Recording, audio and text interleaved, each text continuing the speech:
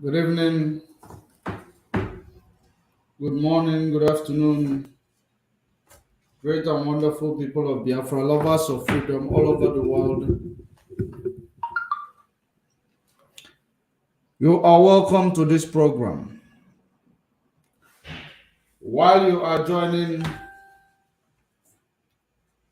share this video, invite others to join. We are live, we are direct. We are supposed to do this program 30 minutes ago.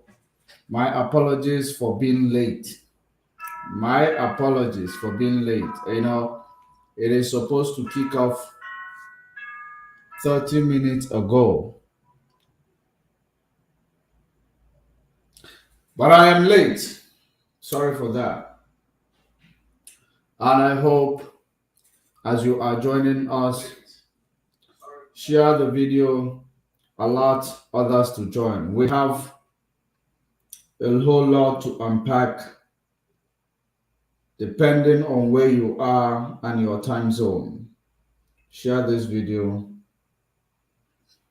and let me in. If you are watching on YouTube at Judge Money Blog Africa, don't forget to hit the subscription button. Don't forget to like the video for the algorithm to do the sharing. If you are watching a Judge Money Blog on Facebook, don't forget to share, follow. We know that page is also dying. So if you are watching, those watching on Judge Money Blog, try to follow also our page, Judge Money Blog /TV or Judge Money Official on Facebook, because I know that Judge Money Blog, Facebook is dealing with it. So, great and wonderful people of Biafra, lovers of freedom, as we are waiting for our leader to usher him to a place where he is going to breathe a fresh air, I welcome you to this program where we are going to continue to fight and defend his legacy, to fight and protect our struggle, to fight and defend everybody who is doing formidably well to help our struggle thrive. I want you to be part of it. You must be part of this fight, because we have come now to actually let the world know. As you may see, or you must have heard, that the man in the autopilot issued a threat to our erudite barrister Ifeanyi Ejiofor. So that is what we are here to address, that madness, because so many times he claimed he does not pay attention. And why? The first question we are going to start with this evening, when we are addressing this issue, it is, why is it that each time Barrister Ejiofor comes to my platform to address Biafrans, what you are going to see is a guilty person, guilty conscience coming out, even though if you go through the interview granted by Barrister Ejiofor, you will understand that Barrister Ejiofor and I did not mention anybody's name. We did not mention anybody's name.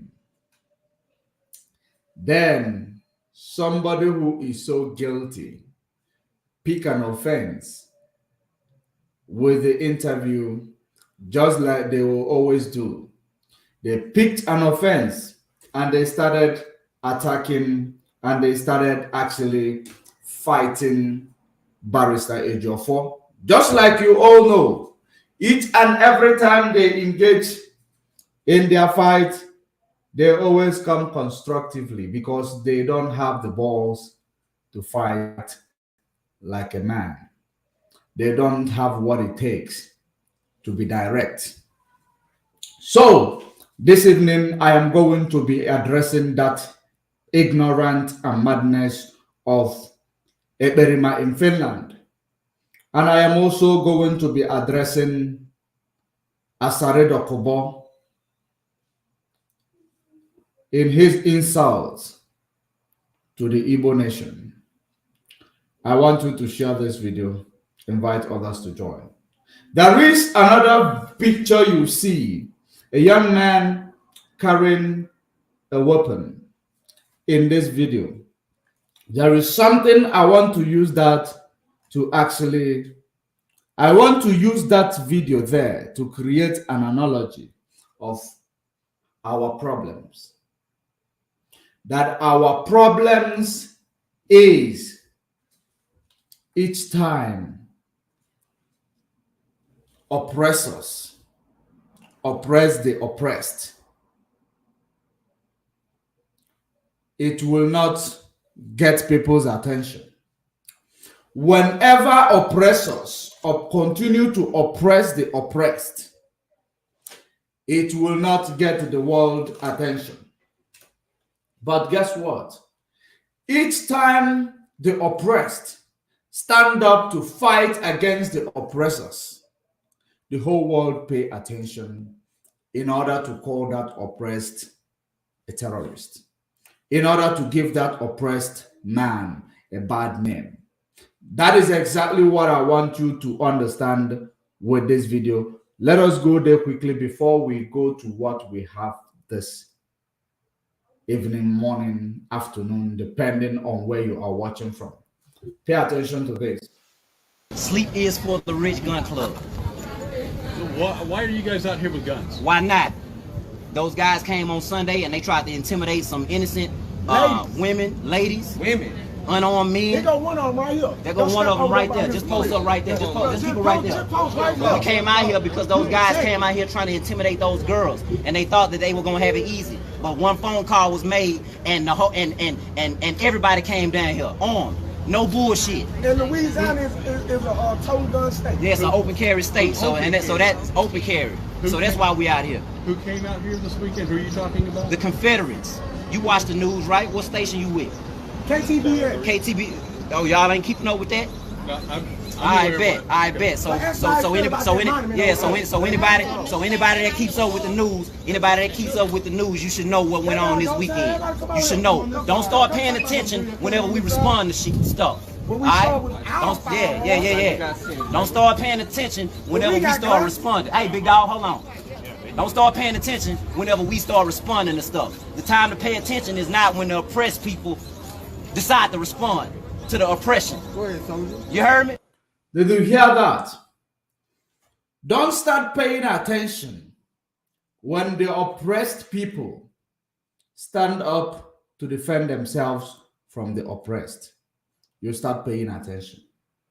The reason why I brought this video with me is that if you look around you, what is happening around African continent, what is happening around Black lives, you will understand that we can be oppressed.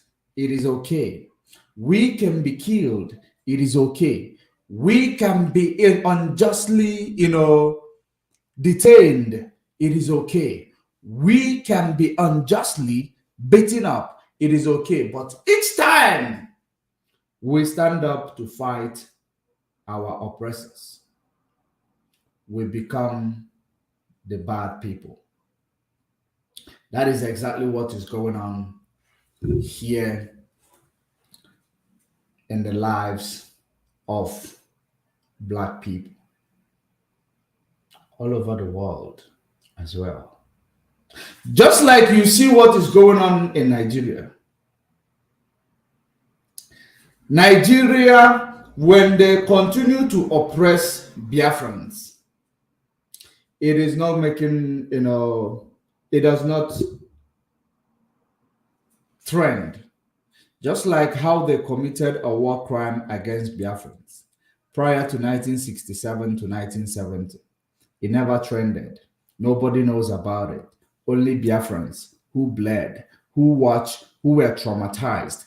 They know about it, and the wounds never healed because they never allowed that wound to heal. They never created an atmosphere that will help that wound to heal. Now, if you look around you in the lives of our people, Biafran people, I want you to understand that all these names that we are being given by all sort of people, saying, most especially the Igbo-speaking Biafra areas, the names that they are being given after the war in 1970, which the war never ceased fire. You know what happened? They invented, they actually removed our history from the Nollywood movies. They removed the educative part of Nollywood movies. Now they started teaching our people Okochicho, how to make it quickly. How to, if you don't have money, you don't have name. If you don't have money, you cannot call the shot in a society. That is the reason why they introduce money ritual into our society. That is how they actually make everybody to be. Everybody started looking for where they did not keep. Young people start looking for how to do money ritual with the mother's head, with the father's head. Because remember what they did during the war. They used hunger and starvation to actually deal with us. They dealt with us with hunger and starvation. That's what they did. Now, while dealing with us with hunger and starvation, you guess what else that happened? After that, you know what happened? It is that they start now bringing out initiatives that will, make our people. They introduced initiative that will make our people to know if you can't make it, you are not in the society. You do not have a surname. Now you have to do everything you have to do to make it. Now they start now calling people Ojimoto Emogo Nambise Ojokara Agbenigwe Nambano Mmiri Zorora na Newi. They will start mentioning all those names. When they see poor people, they throw money on the air for them. Now you will see the respect you are giving to these people. You give them this respect. As you are giving them respect, you are wishing to be the one that is receiving this respect, which you are giving to these people, which will now tell you, which will now make you to go the highway. This is as a result of people who died through hunger and starvation. Our people died through hunger and starvation, courtesy of British Nigeria war crime against us. They died through hunger and starvation as if it wasn't enough. You know what happened? As if it was not enough. Then these people, they continued their, teachings, their evil teachings. I am going to those watching and Judge Money blog. I am going to change. I am going to actually merge it. So if you are watching from Judge Money blog, I want you now. If you cannot see that video anymore, I want you to actually switch. Go down there. You look for it. You will see. You will still see that. You will see the video there because I am changing it so that I want to bring more people into that Judge Money blog. So bear with me. So switch on to that same Judge Money blog. Be there, just refresh, then you will get the new notification. I believe the new notification is already there because I want to go on to Twitter. I want to join Twitter right now. So we are also live on Twitter. For those of you who are going to be watching on Twitter, try to retweet the video. Now, after starving us, after killing us with through hunger and starvation, they start showing you things that will make you to look for it. Whichever means it will take you, make it. It doesn't matter if you kill or you maim or you rape, you do, make it and come and answer Ojimote Mogo. These things, they have a negative impact in the society. And while they are showing you all these type of movies and teachings, the government is making it your life so difficult that there is no other way you will be able to make it other than committing crime. So while you are being exposed to these things, the government is doing their own job. Remember, you came out of war. You never, your mind, you never heal. They actually, those who have buildings, flats in Port Harcourt, in different areas in that Nigeria, they were given 30 pounds to begin with. Now, how do you want these people to start? Because they want you to go into criminality. They want you to go into crime. So that whenever you go into crime, they will see the opportunity to be killing you, to be reducing your population.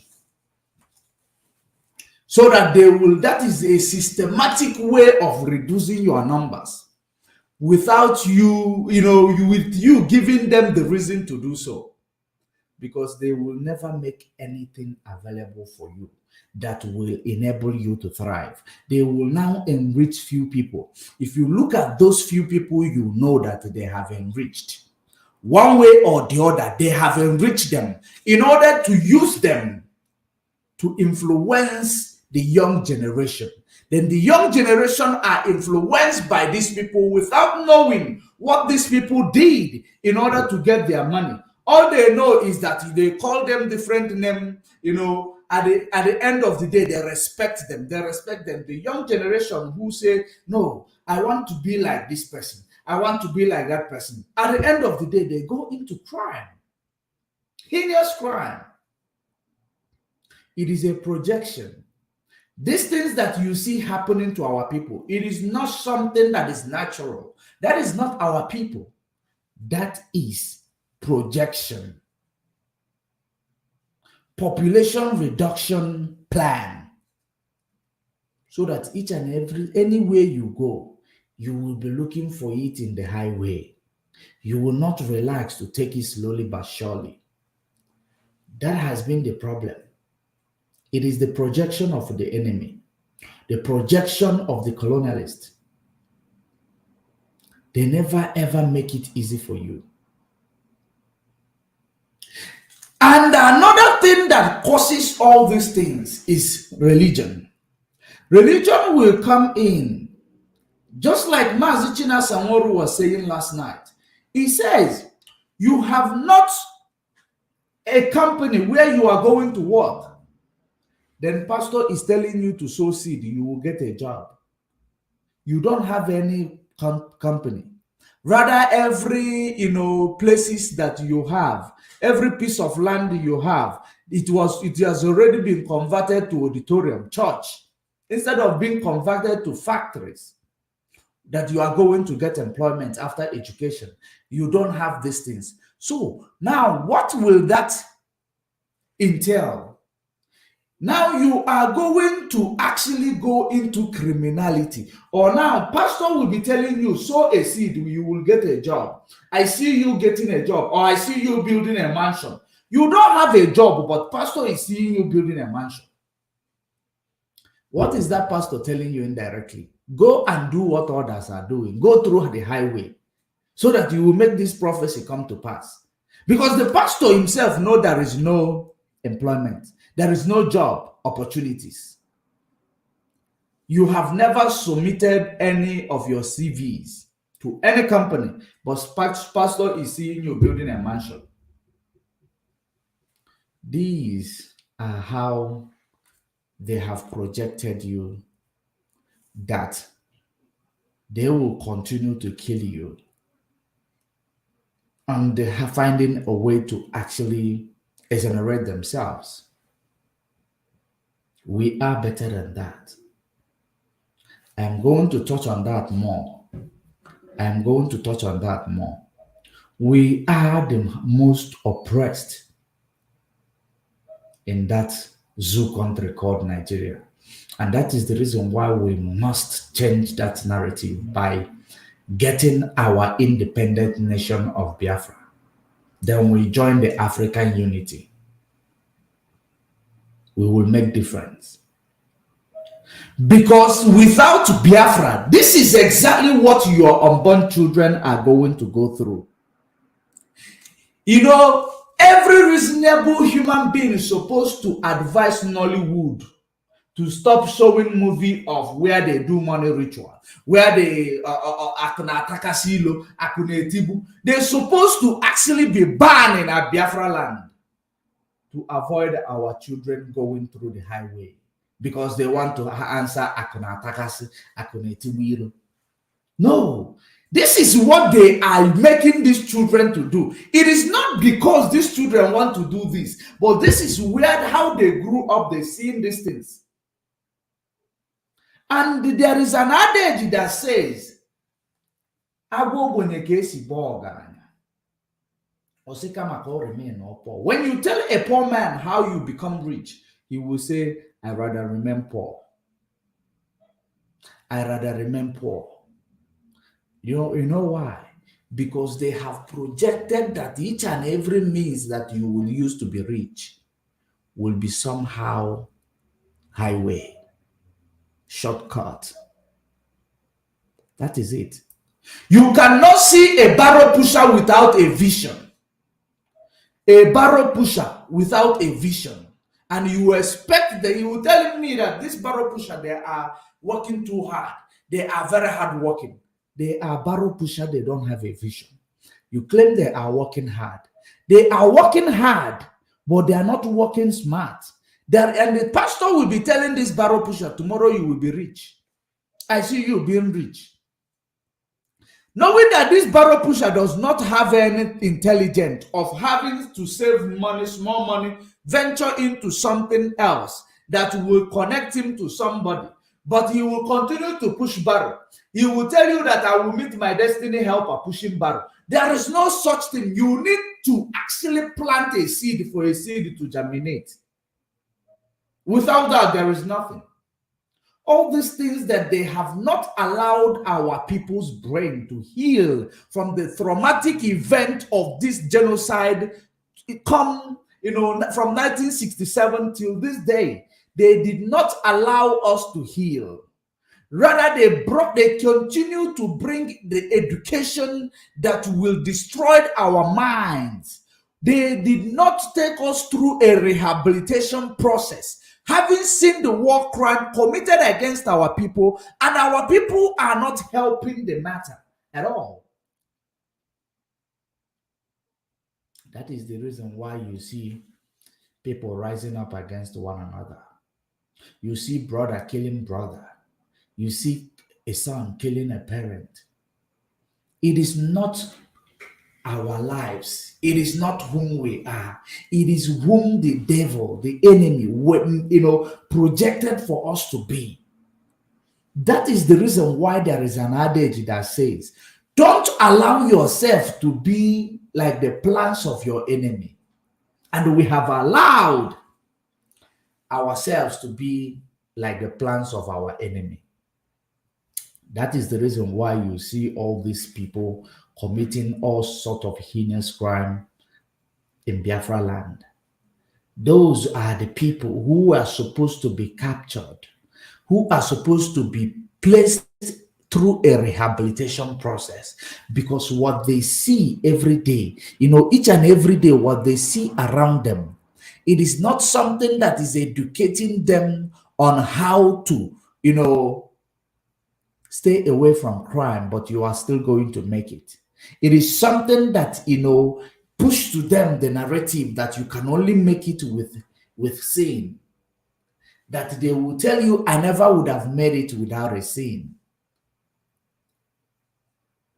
I never would have made it without a sin. All these words, they have a great, they have a negative impact on our people. They're now glorifying sin. They're now glorifying crime. You never would have made it without a sin. That is the reason why it is very, very important that we get Biafra. Because we are going to correct these things in Biafra land. I hope God keep us alive when we get Biafra, because I will also be involved in making sure that this narrative is changed in Biafra land. Our people are better than what they are projected to be today. Our people are better than what you see, what the whole world is calling them today, including ASARI DOKUBO. We are coming back to this. It is not our doing. It is not whom we are. This is the effect of that war, hunger and starvation. So you must make it to actually cater for your family, to make sure that you take your family away from poverty. Because when you see poverty, when you experience poverty, when you see your mom selling her wrapper just to pay your school fees while you are growing up, I believe that you being you, having seen all that, and you have not had a good education that will now guide you to how to make it, how to actually achieve your dreams without committing any murder, any crime. You have not been guided through that path. The only thing that they continue to show you is the highway. Because the people that made it, they will come and be bragging. They will come and be throwing money off on the air for you. You'll be fighting yourselves. You want to be like him when he cannot create an avenue to actually educate you people that is throwing money for how to make it, if he indeed made it in a good way. Because none of them that are throwing money on air for you made it in a good way. Because if they made it in a good way, they cannot throw money on the air for you. They will not abuse money. There is something you see, abusing money is throwing money on the air for people. It is abusing money.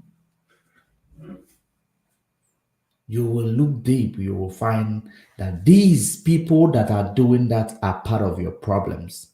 Because the money that is supposed to use for service delivery in your area was given to them. They will use it to come and brag. That is politically contrived. They continue to make you lazy. You can never make it with thinking deep and implementing your thoughts. You can only make it because that person is a Yahoo boy. You can only make it like him when you become a Yahoo boy. You cannot make it because that person did a money ritual. You can only make it if you become a money ritualist. These are the, these are the things, the knowledges that will be hovering around you. That will be hovering around you if you do not have a moral upbringing. You will lose guard and you will go into those mess. I am going to leave it here. I am calling on Attorney General Malami to stay off IPOB case. And we are calling on Nigeria because Buhari said that the case of Mazen Nnamdi Kanu is in court. And if there is anything that he does not interfere with, it is the judiciary. And he interfered with the judiciary from lower court, which is the High Court of Abuja. He interfered with the judiciary there. After interference with the judiciary, because they know that there is something they are holding against whom the judge that was presiding over Mazen Nnamdi Kanu's case, which is Justice Bintanyako. against the husband. So that is the reason why they were able, because those cases, if you look at the direction this case of Mazen Nnamdi Kanu went in the Federal High Court Abuja, you will see that the judge saw that there is no case here, but because there is something the executive will do if I pass the judgment against me, I rather refer it to a higher court. That is the reason why she had to refer it to Court of Appeal. Now appeal court discharge their independent competency. Now the executive is now trying to interfere. Now you see somebody who is called Attorney General Malami, who is supposed to be competent Attorney General Malami. He is out there. Instead of allowing the role of law to uphold, instead of promoting the role of justice, which is what he is placed there to do, he is defeating the ends of justice. He is actually against the rule of law. He wants to actually, that is the reason why he needs to recuse himself when it comes to IPOB Biafra agitation or Biafra case. He must recuse himself because, number one, he has a criminal tendency. Attorney General of Federation of Nigeria has a criminal tendency. I am going to tell you those criminal tendencies that I have discovered with him. Number one, Attorney General practice nepotism. He practiced favoritism. That is the reason why he chose to get his relative to be the chief of EFCC. I want you to bring that guy of EFCC, bring him close, bring those two pictures. Then you will understand what we are talking about. Because if you check them, you will see, you will understand the similarity. Let me actually show you. I believe I have it here. This is them. You will understand. And according to the, investigation, they happen to be from the same area. And it was him who single-handedly appointed this guy to be in charge of EFCC. This is one of the criminal tendencies he has, because in a nation such as a nation of more than 200 million people, nation where there is 200 million people, where they continue to tell you your diversity is your strength, yet somebody is out there practicing nepotism. They are all over. Attorney, the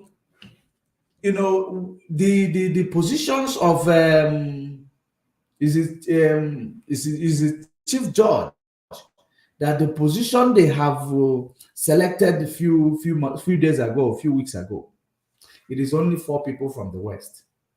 Only 4. The rest is from the North. What type of, what practices is that? Now, Attorney General, instead of him being an attorney, because I believe he read law before he obtained the position of being a senior advocate, before he will now transition into being Attorney General. I don't know if he went through that process or whatever, or he was actually chosen through these favoritism practices. Because for you to be in that position, I believe you will acquire some certain level of experience in law before you will acquire that position as Attorney General of a federation. Now, that is by the way. Now, I want to ask him, he knows the law, and he's supposed to make the law, the rule of law to uphold, he went to Kenya. He went and kidnapped, violating, international law, which Nigeria is signatory to, violating human rights, violating international law, which he's supposed to, as a competent attorney general, you have spotted your terrorist, according to how you label it, and you are sure you have every evidence to nail your terrorist.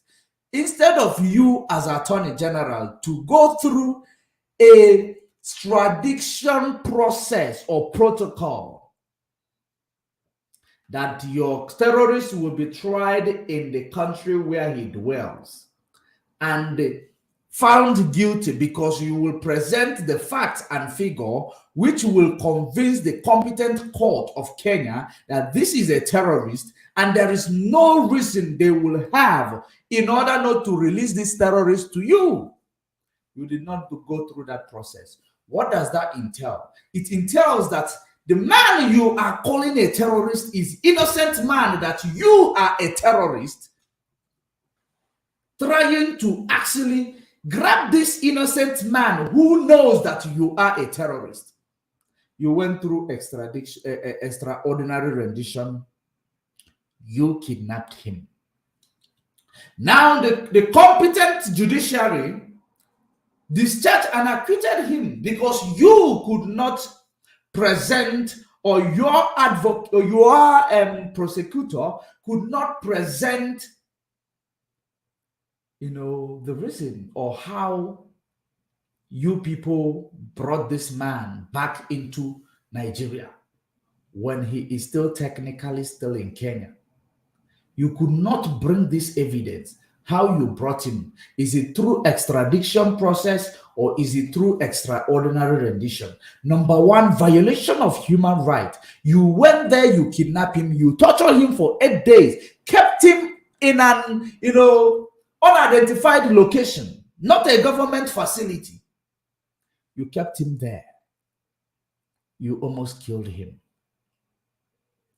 The same person you extraordinary rendition was the same person 2017. You sent military to go and there do Operation Python Dance. They killed 28 able-bodied men. In an attempt to kill this man, this same man, attempted murder charges is supposed to be leveled against you. And that's Nigeria attempted murder and genocide supposed to be leveled against you. And defeating the ends of justice supposed to be leveled against you. These are the charges that are supposed to be against you, but because when you have a position in Nigeria, you are above the law.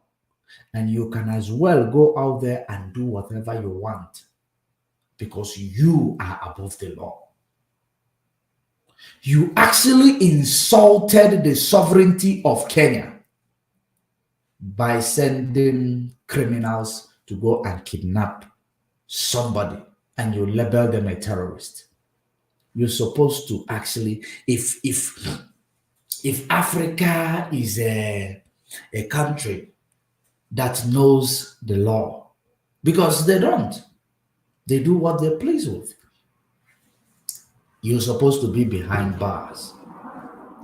Instead of coming out, instead of hiding your face in shame, you come to say, Mazen Nnamdi Kanu is not discharged and acquitted. Mazen, are you listening to yourself, to your ignorance? You are supposed to be the person who teach people the law. But now, when it comes to law, we are incompetent. But we know common law. We know human rights violation when we see it.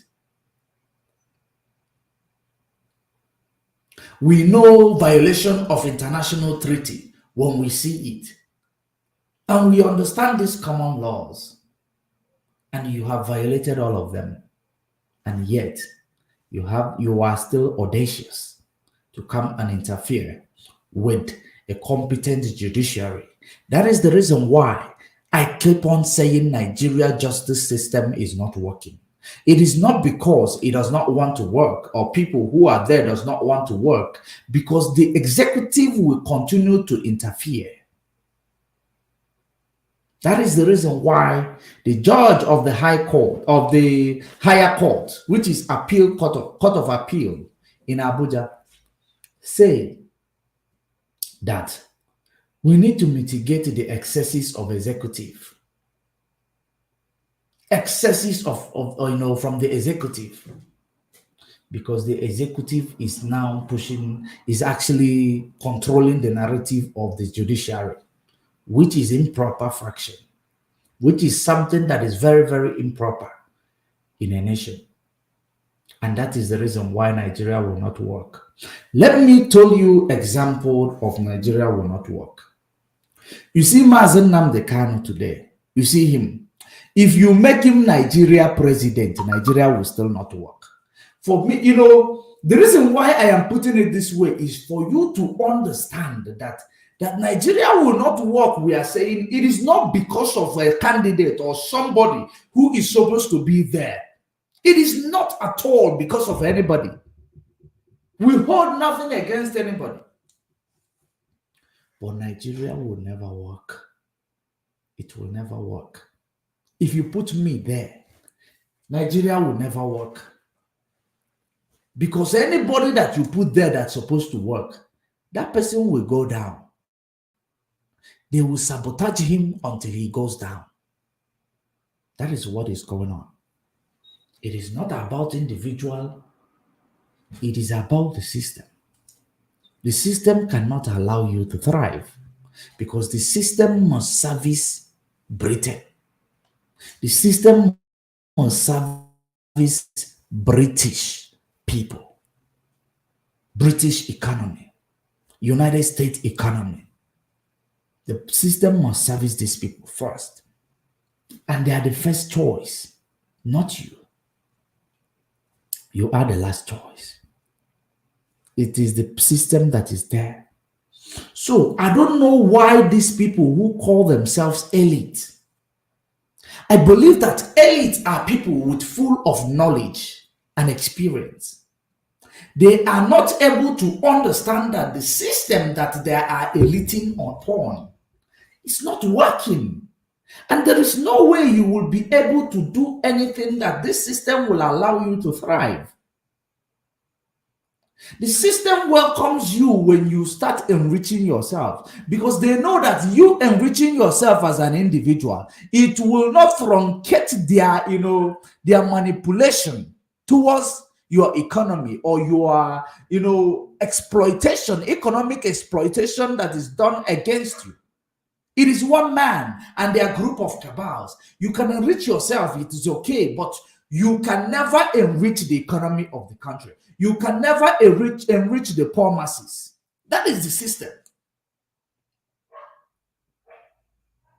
And these people who are called the elite, they don't understand it because they know if it doesn't work, we can enrich ourselves.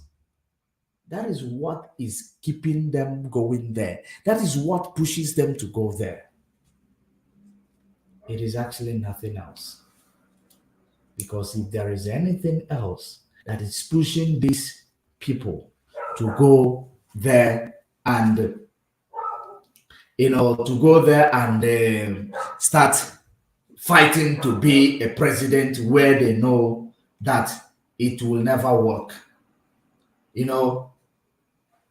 is only the fame there, the immunity there, the protection there, and the embezzlement therewith. It is. No matter how much you pray about that system, it will never work. I am not cursing the system, but I am telling you the realities of lives. You cannot change it. I will leave it here. we will continue to give these people time to release our leader. Let me play this thing again so that they will understand and the whole world will understand what we are talking about. Pay attention so that when you will start paying attention when the oppressed will rise up against the oppressors, it shouldn't come by as a surprise to you. Y'all ain't keeping up with that? I bet. Anybody that keeps up with the news, you should know what went on this weekend. You should know. Don't start paying attention whenever we respond to stuff. Alright? Don't start paying attention whenever we start responding. Hey, big dog, hold on. Don't start paying attention whenever we start responding to stuff. The time to pay attention is not when the oppressed people decide to respond to the oppression. Go ahead, soldier. You heard me? The time to be caring about race relations is when it's going down. Don't wait. Why are we still having to come out here and fight over a monument that Now, I am going to leave it here because you have gotten the message. Don't start paying attention when the people who are oppressed. I am so happy that, that the whole world have seen the ignorant of Nigeria, that they do not even obey the rule of law, but they want to come out there. Attorney General Malami, a nepotism practicer, a nepotism, he actually practice nepotism, placing his family members in power. Now, if such a person could go out there to kidnap Mazen Nnamdi Kanu, violating the sovereignty of or the rule of law internationally, now is the same person who run out there to actually proscribe IPOB, who has committed no crime, who was only protesting with a flag. He called them terrorists. At least, this move that he made showed you that it is indeed true that Nigeria will never, ever, ever work. Nigeria will never, ever work as long as there are people like him. So I am going to take a bow in that regard. Let us go to the business of the day. And that business of the day is this infiltrator. The infiltrator in Finland who dwells there continue to lie to our people, continue to give our people false hope. This is the infiltrator. There is something he said in this video that I want you to understand. First of all, the reason why he said what he said in this video, after the interview I had with Barrister Ifeanyi Ejiofor, the reason why he said what he said in this video, it is because he is guilty conscience. His guilty conscience is actually troubling him because he has done everything to continue to lie and deceive our people. He did everything to truncate the activities of IPOB and the legacy of Mazen Nnamdi Kanu. He did all that. At the end of the day, it didn't work. Then he has no other choice than to actually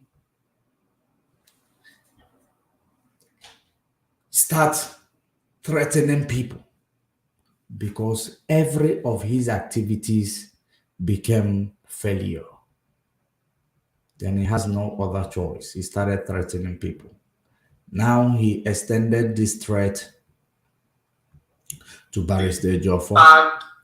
because I want to show you the reason why he extended this threat. It is because of this. Pay attention. Let me drop it this one and show you, because we need to actually bring in a preamble so that you will understand. Because if you remove a thick or ectoparasite from a dog, you try to show it to the dog so that the dog will not believe that you have pinched it. Now, pay attention. Let us show you the reason why he is thwarting. He is so, restless. Listen to it. Put it so quickly on the comment. Now, Kenyan government must tell us how someone initiate on their behalf, the identities. THREQTS. So we are on that list. You don't need to explain. So I'll stop at that soon. I can assure you, in summary, I can assure you that justice will be done to them. I will get justice for them. I can assure you in summary. That is very important. That is very important to Biafrans, because I understand when you are taking legal action, you don't want to disclose your formation and tactics, because we also have infiltrators. So we are under in this regard. Yeah, so Barrister, and the last question will be: we also have infiltrators. Did we call anything Simon in this regard? Did you hear any name called Simon here? Of course, the answer is no. We did not mention Simon's name here. But why is it that what we said here gave Simon a sleepless night? Because Simon is well aware that he is the criminal who is trying to destroy every work and activities that we are doing. Now there is some things. Okay, let me play this video more so that you will listen to the finishing of this video.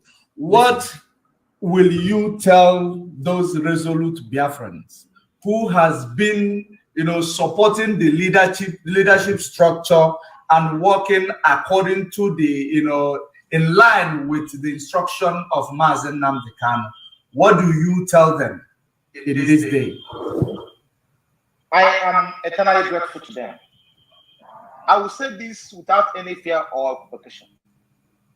I recognize them today in my press briefing this morning, not because of anything, but they may not know what they've done to me. I know the kind of blackmail, tribulations, and emotional onslaught I passed through. Okay. In the hands of those who are supposed to be supporting me, in the hands of those who are supposed to be appreciating me, in the hands of those who are supposed to be praying for us. But instead, they were ferociously working against us. By extension, working against the leaders of Mazen Nnamdi. They know themselves. And I am eternally grateful to media warriors for their work. I wouldn't have done it alone. We wouldn't have done it alone. Because you understand what emotional stress is all about. And when you're writing legal works, and someone is somewhere every day calling your names. Someone is somewhere every day doing all this possible within your reach to ensure that he blackmail you. Every day calling for providing false information to the public about you, accusing you falsely of what you never did. You know what I mean? If media were not there, I can't be able to cope. I can't cope. But they were there taking the bullet for me. I commended them, including you. Ikeguru is exceptional. Darlington is exceptional. You also are exceptional. So I commended them. More especially leadership. I can't thank them enough. And also the admonition from one of the Mazen Nnamdi has continued to tell me every day. I complain to him. He says, "Jofon, I don't want us to discuss this matter again. Jofon, just do all you can. Let me come out. It's my fight, not your fight. And then now they have details of what they're doing. He has clear details. They don't know. He has every portion of all the atrocities they are doing.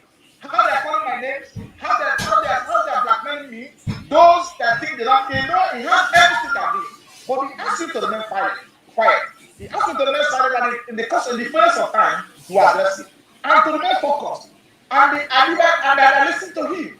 I listened to him because I know that if I give attention to those characters, those idiots who want nothing, who have lost total relevance in the scheme of things, if I give attention to them, I will be there. And I will not give attention to them. At some point, they started attacking Ozokome. They started this buffoon started attacking Ozokome. Look at them. Taking the most erudite supermarket of Nigeria. Who are they attacking? Of all effort they made to frustrate this man, they did everything one possible to frustrate him.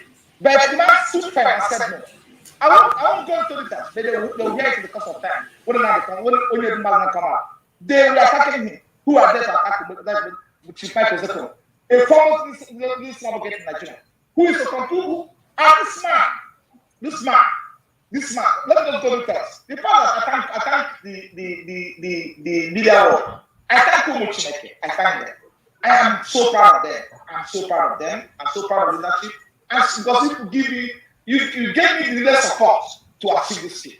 If not for you, I will not get there. Thank you.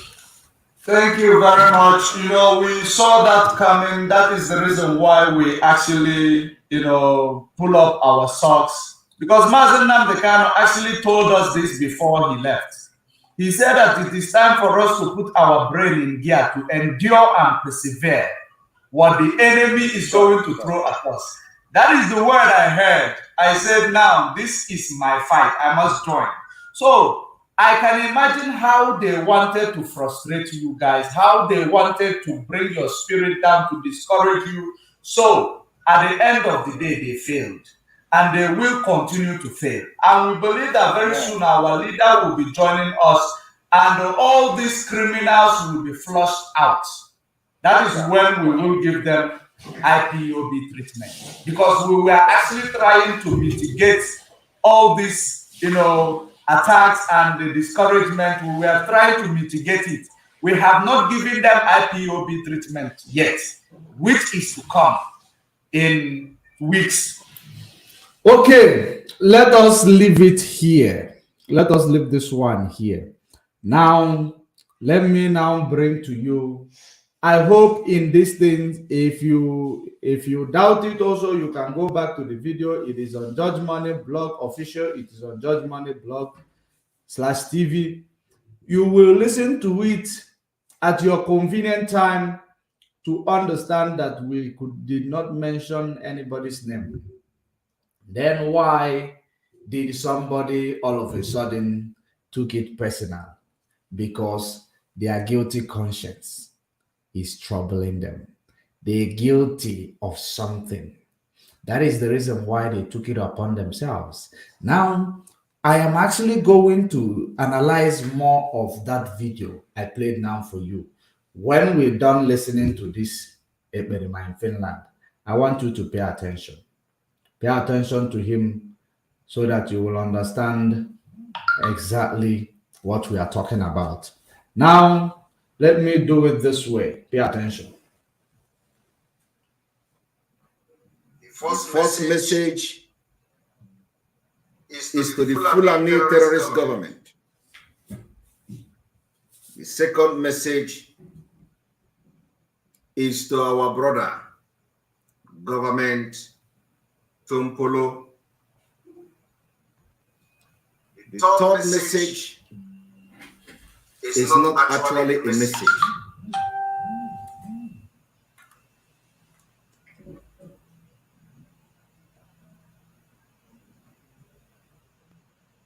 But it is a comment that I'm going to make to our erudite lawyer, the lead counsel, in the name of Barrister Ifeanyi Ejiofor.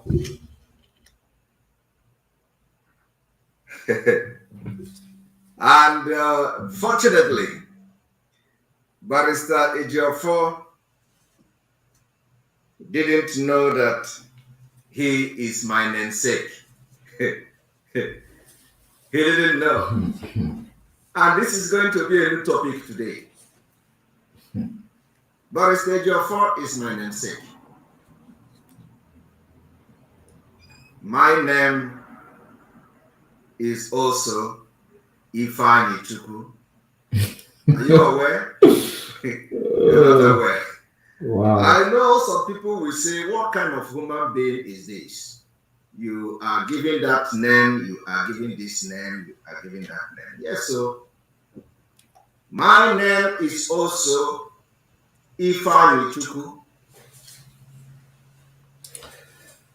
I am going to fast track the job. Comment is going to go to Enugu, our people in Enugu State.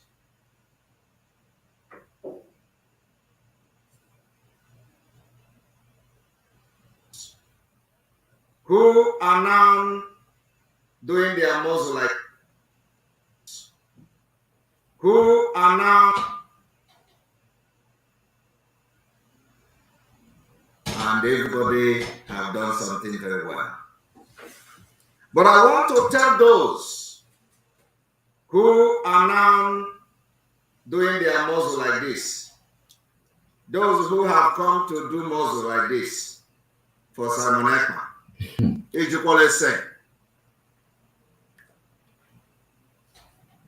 those who are positioning themselves to attack Simon Ekman,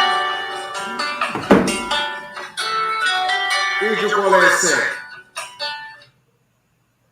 I do not start something and I don't finish it. I want to send a very strong message to everybody. From Barrister Ifeanyi Ejiofor, who is a very good, I don't know if I'm going to say friend, because I call friends, those who call me their friend, I call them my friend. So why are you trying to force it? The Biafra struggle is a struggle that is very dirty. What? I came to the Biafra struggle with all my heart. And if you come to stand on my way, I will fight you dirty. I will fight you. He said Everything I have. And I have not even... He said Biafra struggle is a struggle that is very dirty. Do you know the reason why he is telling you that Biafra struggle is a struggle that is very dirty? Because he is dirty himself. Hello?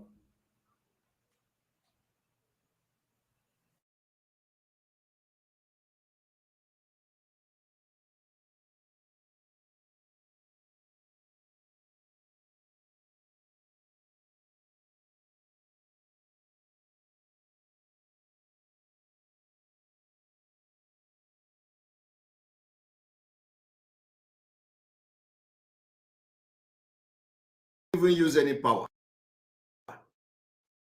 The power that God gave me, I use it against the zoo.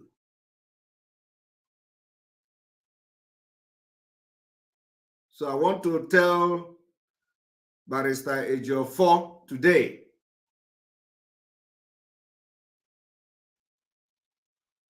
that those who call me their friends, I call them my friends. I want to tell Barrister Ejiofor today that Simon Ekpa is not looking anybody's face. The only person I respect in this struggle is Mazi Nnamdi Kanu. I gave him my word that I will never disappoint him. Before you pick a fight against me, God bless you. Did you hear that? Now you were supposed to be asking yourself, why? How did this person know that he is the one distracting the legal team? That they were not able to do their job? Because the reason why I actually played that video was for you to make sure and find out that no one mentioned his name. So it means that he knows exactly what he is doing.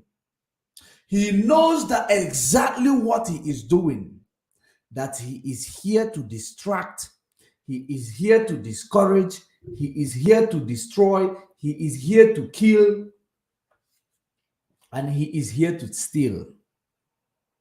That is exactly what he's here to do.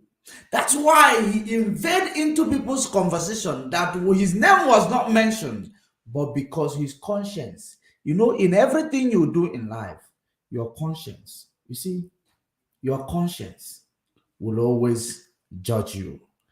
Conscience will never lie. Conscience will never lie. It is the most, your conscience is the most, holiest thing in your life. Holiest. It will never lie. It will never lie. So that conscience now told him, of course, you are the one that they are talking about. You are the one. But when he is done, we will talk more about it. I will clear it up so that you will understand exactly where we were going. But listen first to confession time. Before you pick a fight against me, God USA, I am not here to attack you because it is a distraction. But I have just come to give you a word. Barrister Ejiofor. Every time I am not here to attack you, I am not here to attack you. I am not here to attack you. Every time, each and every time. Remember, it was his word last year. It was his words. Have you forgotten? After I interviewed Barrister Ejiofor, it was still his word. Okay, let us continue. Before you come out to face Simon Ekpa, God USA, everything I have done since the abduction of Mazi Nnamdi Kanu is pure and genuine. Wow. After today, if everything you did in the abduction of Mazi Nnamdi Kanu is pure and genuine, why then do you feel you were the person we were referring to? Because your name was not mentioned. Unlike now, I am mentioning your name. In that area, your name was not mentioned.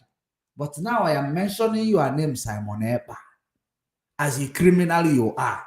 Because you are telling us that if you want to fight Simon Ekpa, God US. Ajugo Mese. So I want you to bring what you got. Bring it on. Other than him, what you do is actually manipulating and lying and stealing from our people, extorting their money in the name that you are creating criminals. That's exactly what you do. But I will be your last bus stop. I will be your end and your last bus stop. Let us continue. I will not make comment again about you. But know it that you can't fight me and win. If you fight me, you fight truth. If you fight me, you fight Ofonogu. If you fight me, you fight everything that follows me. So you can't win because I know the thing that follows me. Asina, criminality. I want to tell Barrister Ejiofor today, while he was surprised of the release of Mazi Nnamdi Kanu, I already sent him, communicated with him that Mazen Nnamdi Kanu will be released. Okay. Are you not surprised about such a person? Now, let me tell you something here. Let me tell you something and show you something here. You see this guy? He's a criminal, a real criminal. Now, you and Barrister Jofo, you people are not in a talking term, right? You now invade their inboxes, sending a message. Our leader will forcing yourself. You know, I told you this guy is somebody who like to go to uninvited parties. Uninvited parties. He will force himself into it. That is the reason why you find him in different program where you see only white people, because he like uninvited parties. He will force himself, because in a democratic country, as long as you know that as long as you know there is somebody that will recognize you there, you just go into that place. It is a party. It is just a party. So that is exactly the way he go and send messages to people. Number one, you are not Barrister Jofo's enemy. That is number one, because he's a lawyer. He is not IPOB struggle. But in IPOB case, in Biafra case, in the case of Mazen Nnamdi Kanu, you are the enemy there. So when he will not entertain you in that regard, he might entertain you if there is anybody that you want to now hire him to go and represent. He is a lawyer for all. He is not a lawyer for one. That is the most important thing that we need to fix here. So now, if eventually you invaded his inbox and start telling him Barrister Jofo Mazen Nnamdi Kanu will be released today, today, you claim you told him. Now let me tell you, Biafrans. This guy he always claim that he does not pay attention when each time I drop a statement or each time I make a statement in the media. He always claimed he does not pay attention. But now, let me show you a Twitter that I tweeted, which actually will now show you that he has a hint from that tweet. He found his hint from that tweet when I said to them in the coming months, let me find that Twitter and I will read it out for you. That is where he got his crazy I told you, because that's what he does. If he has somebody who is unfriendly friend around your group, and that person is furnishing him with information of your group, he will tell you, God US. Just like we have unmasked him in several occasions. Let me show you that Twitter.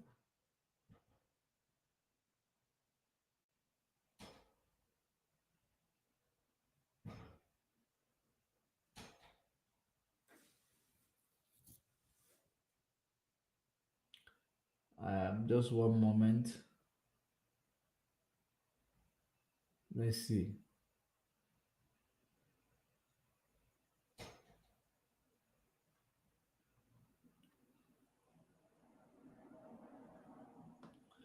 I am in Twitter right now, so let me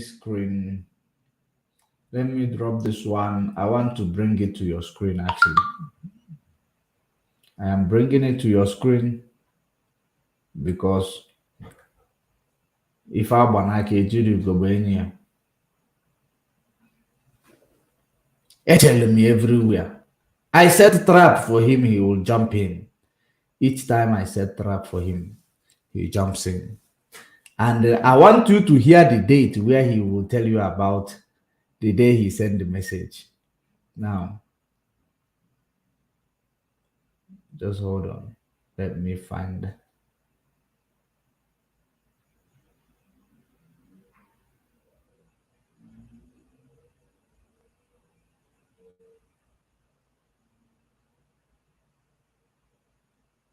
Okay, got it. Got it. This is the Twitter. This is the tweet. I want you to pay attention to this tweet.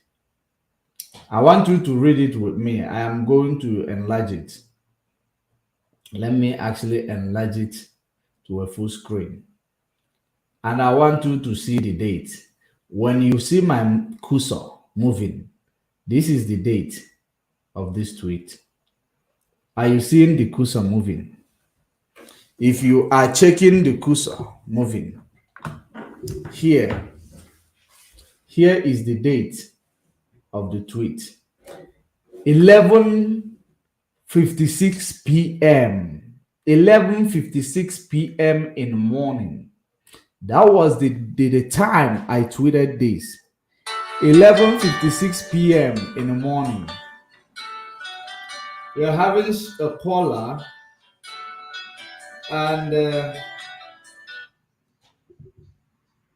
a caller on the line. Are you calling for the program?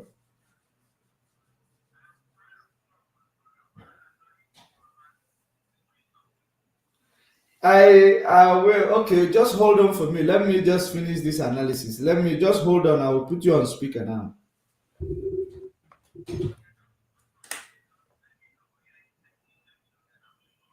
All right. That would be wonderful. All right. So this is the date. You see? Are you seeing the date? The date of when I did this tweet. I don't know if you are seeing the date. 11th. It is on the 11:56 p.m. or what is it a.m. 11 is still a.m. Now it says September 27, 2022. If you go to my Twitter page, you will find it. Twitter for Android here. If you go to my Twitter page, let me read what I said there. Let me read it out for you. 27th of September. Just write that date down. 27th of September. I said, if not the infiltration on IPOB, so many people would have gone hungry in Europe. Autopilot's criminal syndicate finally found a career in fighting IPOB. They are enjoying MNK ordeal, wishing that he does not come out. Criminality is putting food on their table. Fundraising. Now the Twitter has a trade. It has a trade. The Twitter, it has a trade. So let me open the trade. In the trade is where you are going to actually get the information that I want to show you. Then this is the trade. Fundraising gives them luxuries, but payback time is fast approaching in the coming month. Payback time is fast approaching in the coming month, which is the month of October. Which is the month of October. In the coming month, expect the breaking news. Don't forget, I am Judge Money. Did you hear it? But payback time is fast approaching in the coming month. Expect the breaking news. Don't forget, I am Judge Money. That is exactly where he now stole, because he is very good in stealing my information. And I always use these things to set a trap for him. He's always jumping into the trap. Now, let us go and listen to what he has to say.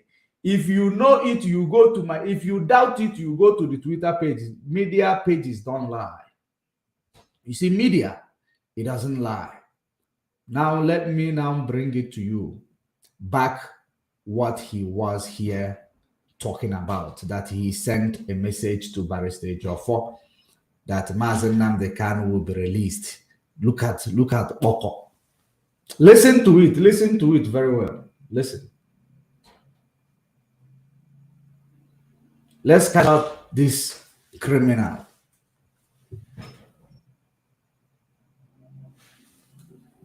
Barrister Ejiofor, on the 28th of September, On the 28th. 2022. Did you hear that? On the 28th of September 2022 was when he sent, but this my Twitter was 27th of September 2022.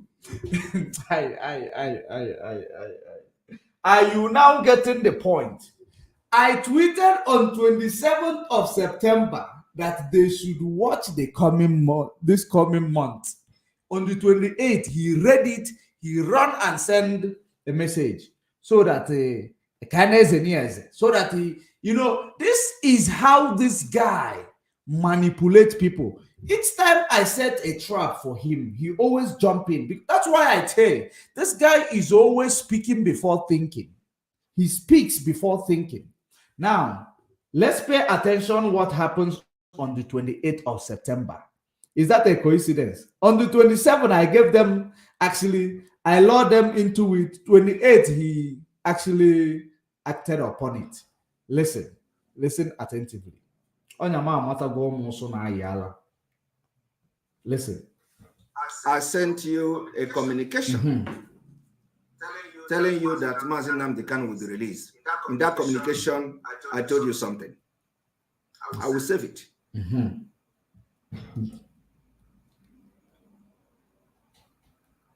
Sometimes people that you feel are smart,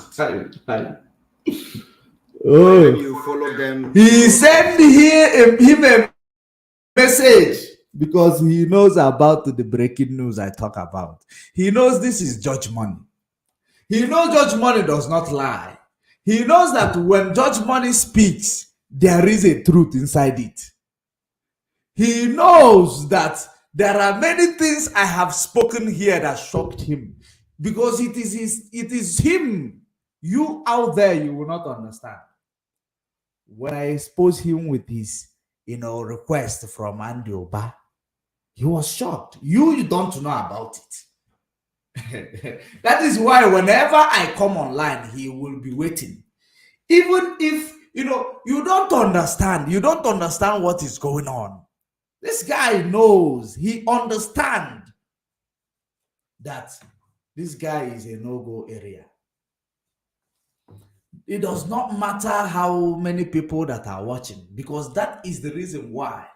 That is the reason why he believes he cannot actually challenge this guy, because he knows if he challenged me directly, that's why he will tell you the one that have money in their name.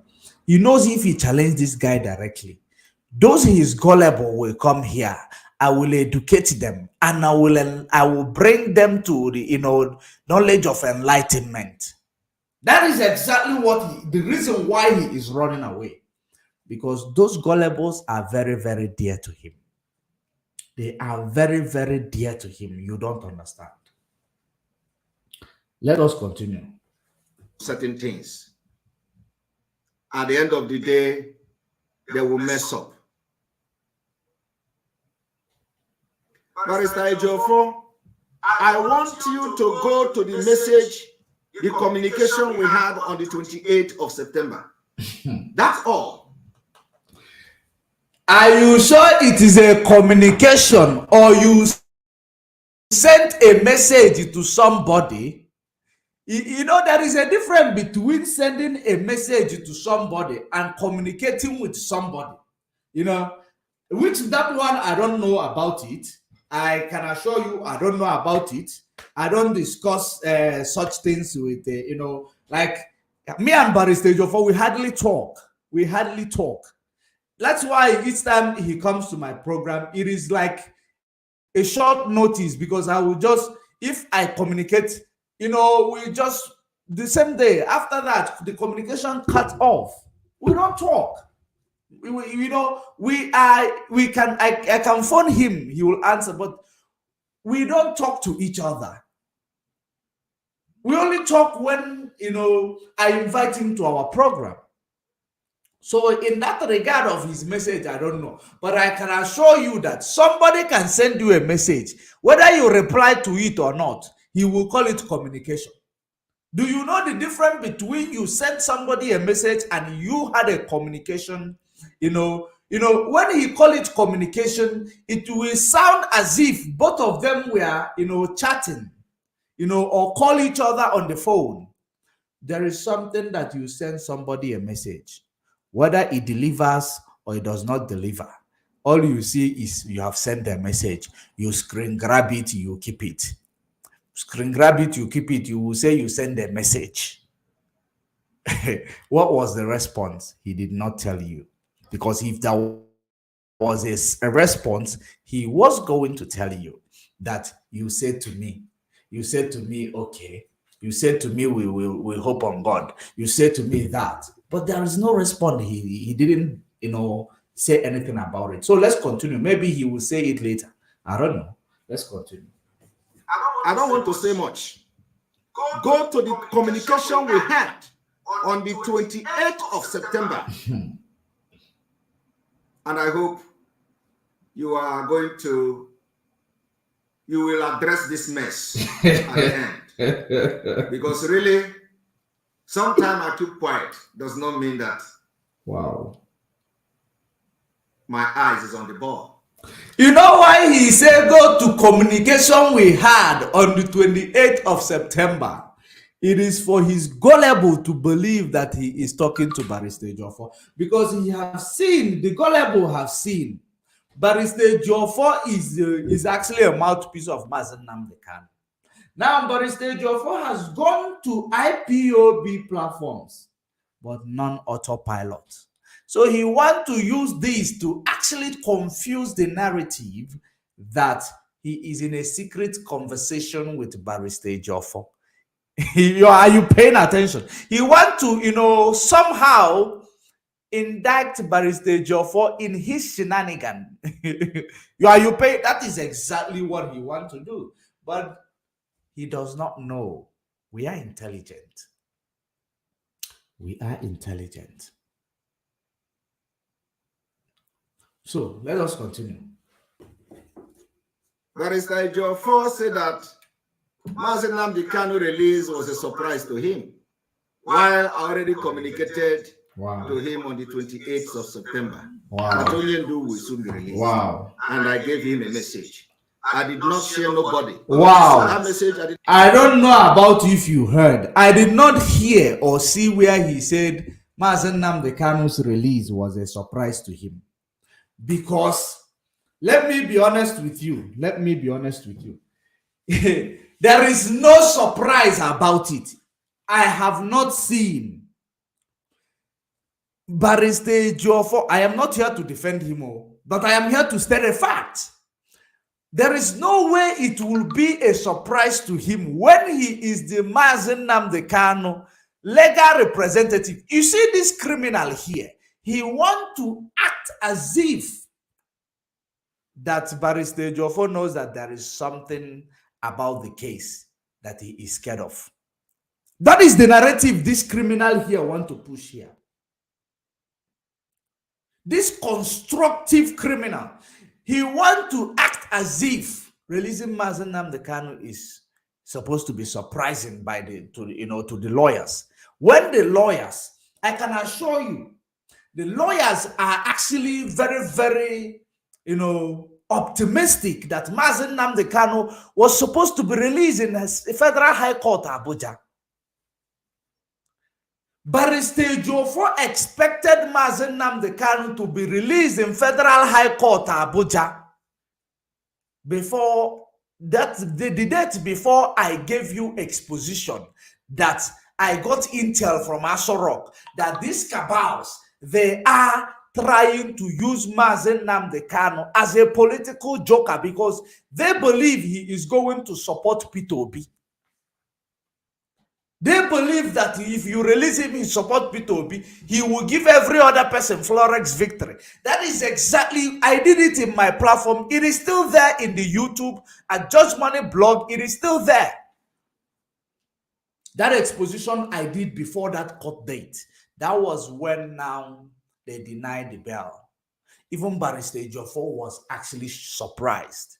Because they know, they have seen, having seen the experience of San, senior advocate, Michael Zokome. He's been there for more than 40 years. He knows a case that holds water. He knows a case that does not. Now, they are quite optimistic. They know, or will I say they knew, and they believed that the Mazen Nnamdi Kanu will be released from High Court because they know that there is no case. But now, before then, I have already got the intel that Mazen Nnamdi Kanu will not be released because of the political joker that they are playing with the case. And they also wanted to secure, their primaries. Now, because they want to bring another member of Cabal into your Nigeria leadership position, which does not matter to me. It is nothing to me because we are into Biafra struggle. We are not politicians. That is exactly what I told you, that there is, they are actually believing that we are going to go into politics because they want to confuse us with Igbo presidents. We told them we are not politicians. P2B or no P2B, the struggle will even, enter into a different dimension because we don't care about anybody who want to go out there to enrich themselves. We don't care about them. We care about our struggle. That he is telling you now. Simon is telling you that Barrister Ejiofor said he is surprised that Mazen Nnamdi Kanu is released or discharged. I want you, the reason why we are touching on these things is because I want you people to continue to understand how this guy is lying to you. The way he manipulates you, the way he goes about, selling a narrative that does not exist. Because he knows that Barrister Ejiofor will not come to actually respond to him or to argue with him or to challenge him because he is not worth the time. He is just a non-entity. That's exactly what is going on here. That's why he is actually trying to lie, telling you there was a communication. Will there be a communication? The reason why he took his phone and sent a message, which he does not tell you whether the message is delivered or whether the message is opened or whether the message is responded to. He took the phone and sent a message because he saw the Twitter I tweeted, because he knows that I am highly informed. That is the reason why he sent that. He claimed he sent. He could see. I'm not doubting whether he sent that message. I know he could because he liked uninvited parties. He love it. He love uninvited party.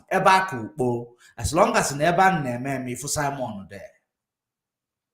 That is whom he is.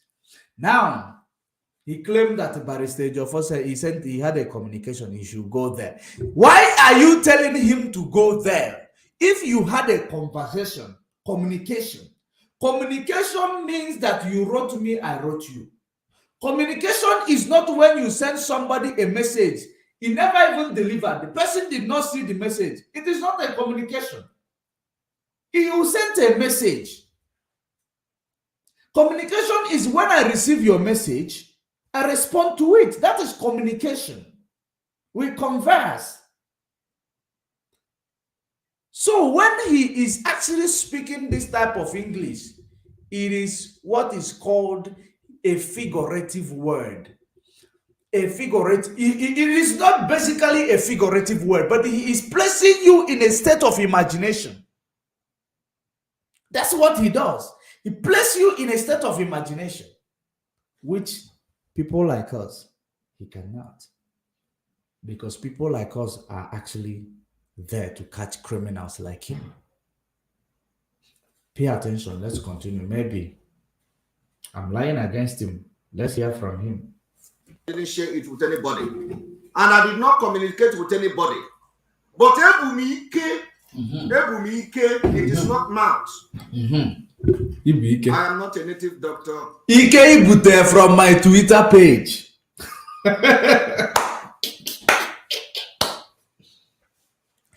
Ike Ibute na Twitter page.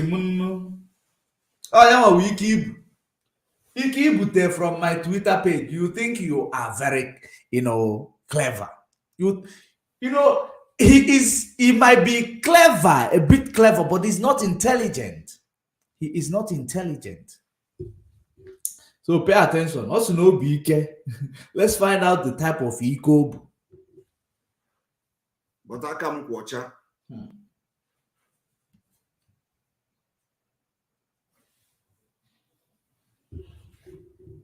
And one day, Mazen Nnamdi Kanu will come out. Not one day. And we are going to, at the end of the day, the truth is going to come out.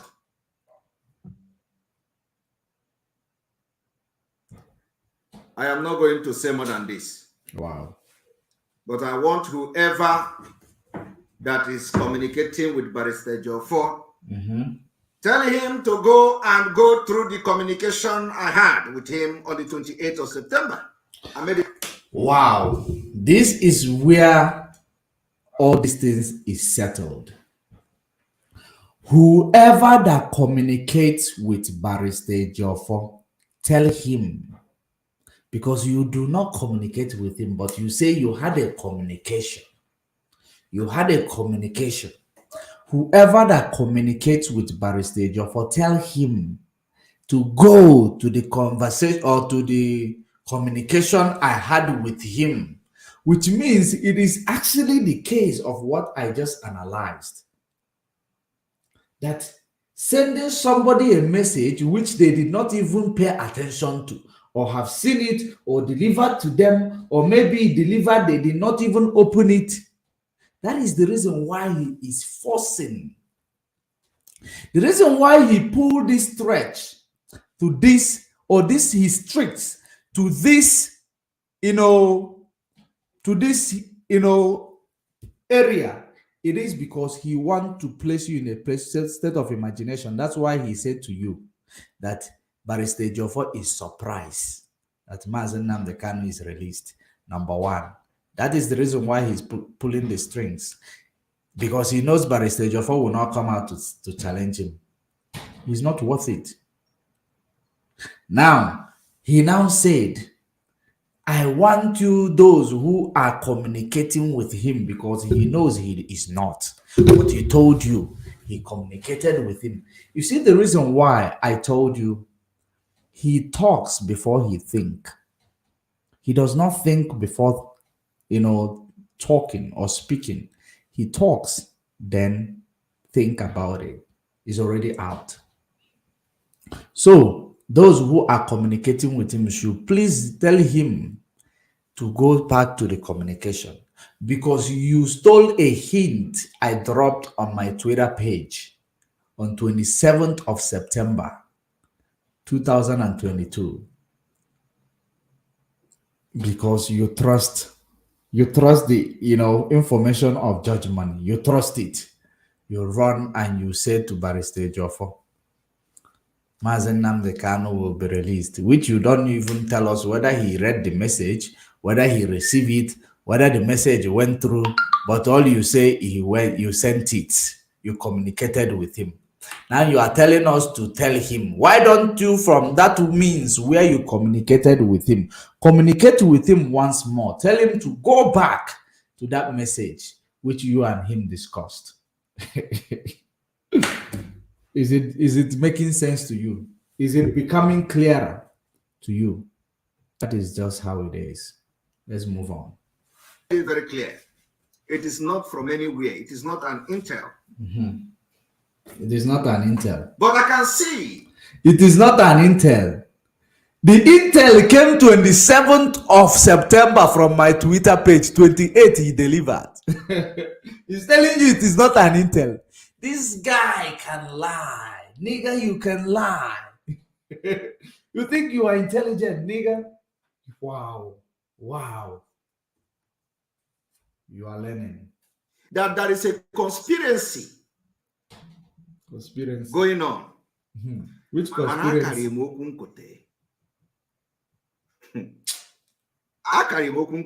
Wow. Nobody called me for this struggle. You called yourself. When Mazen Nnamdi Kanu was captured, Nobody called him for this struggle. He called himself.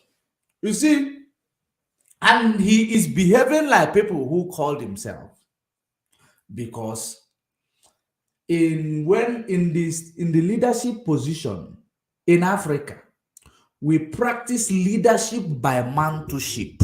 When the mantle fall on your family shoulder, you become a leader, kingship, leadership. But when it was bastardized after the colonialism, or after colonization rather, the leadership by mantleship is now bastardized. And that is actually when the Europeans learn about monarchy, because they understand that in Africa we are strong when they practice monarchy, because there is one person who will be held accountable. So they stole that initiative. They implemented in the also chieftaincy, this and that. They implemented it to us, bastardizing our true leadership. How do I, explain it? Our leadership ways is that of mantle.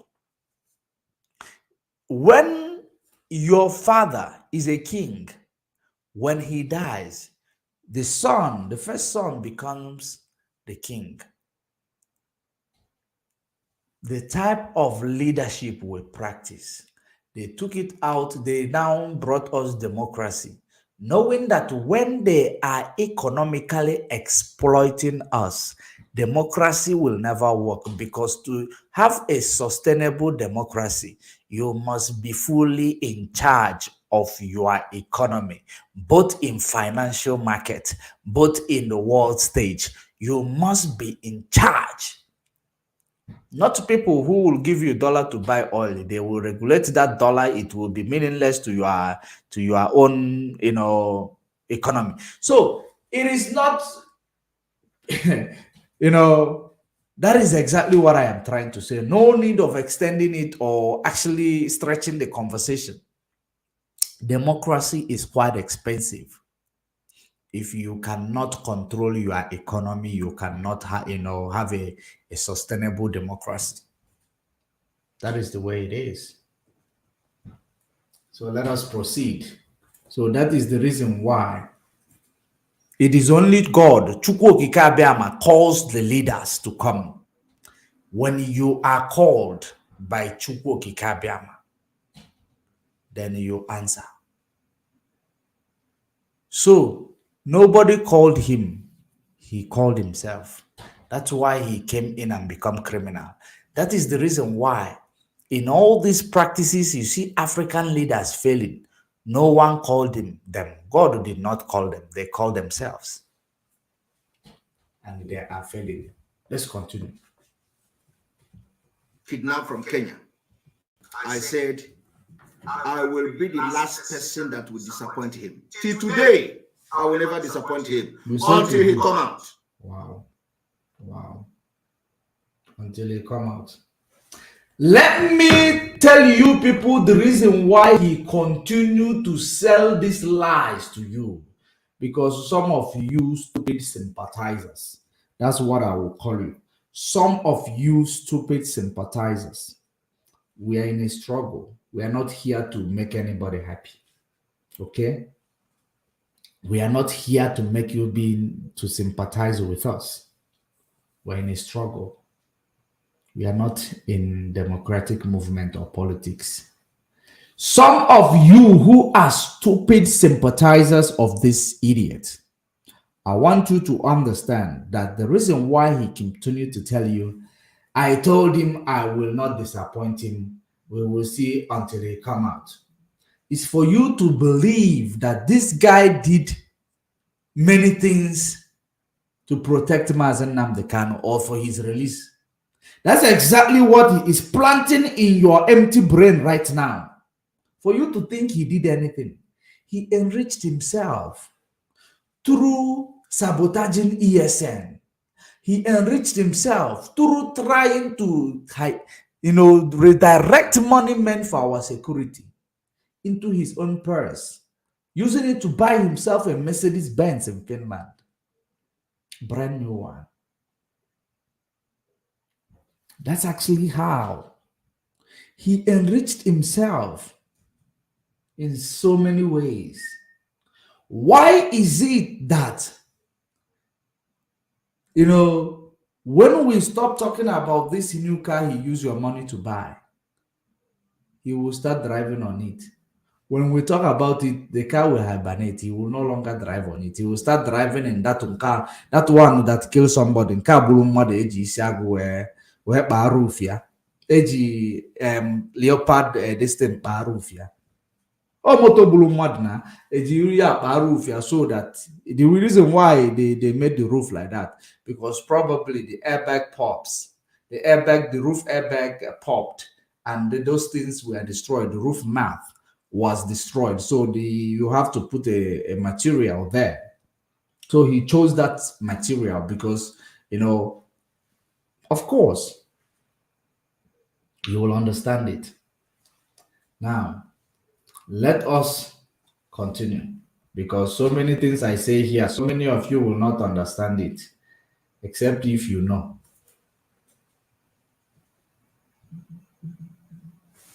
I will repeat it again for the very last time.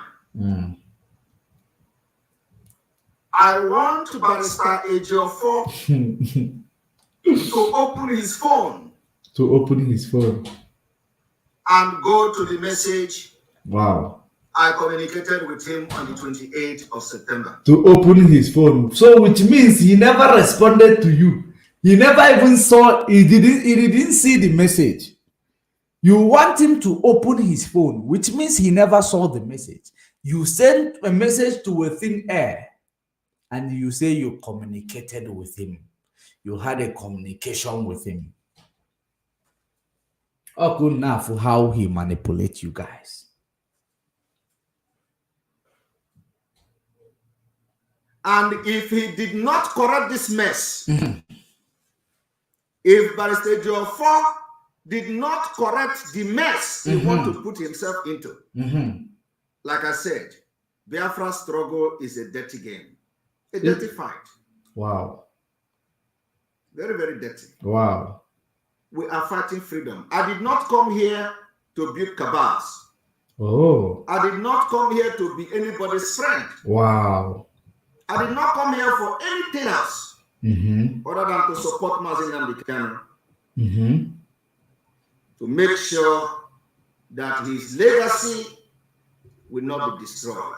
To make sure that all the people that died for Biafra struggle will never die in vain. Okay. And I have not even started. We were warming up, and here we are. I will say it again for the very last time. To go to our communication on the 28th of September. To go to.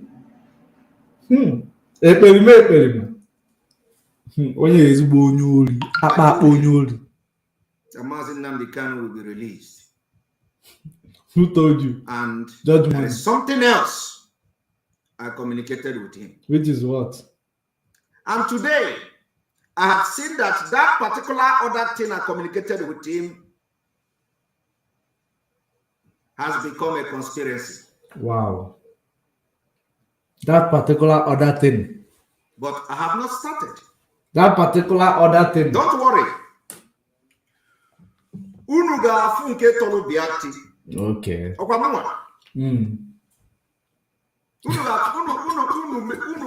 gije, unuga chaije. Unu nebidobe. Wow. Unu nebidobe. The time Samanaka have not started. I am going to skin all of you. Wow. Anybody that want to stop Biafra from coming in 2023. Wow. We will skin all of you. All of you will be skinned. Wow. Olia Kugo. Did you hear that? Wow, Bansi. Did you hear that? If what is making this coward that is staying in 2x2 room in Finland, It is the only thing that is giving him morale is because of these few criminals. You are doing crowdfunding and giving him money, and he is giving them, telling them who to go and kill and who not to go and kill. That is what is making him, giving him, making him to come to social media and say he will do this, he will do that. When he, with ASARI DOKUBO, remember this is what the way ASARI DOKUBO threatens Igbo. This Eketi boy, the same way ASARI DOKUBO threatens Igbo. ASARI DOKUBO told you, I am killing you, I will kill you, I will kill you. With all the speed, millions everywhere, and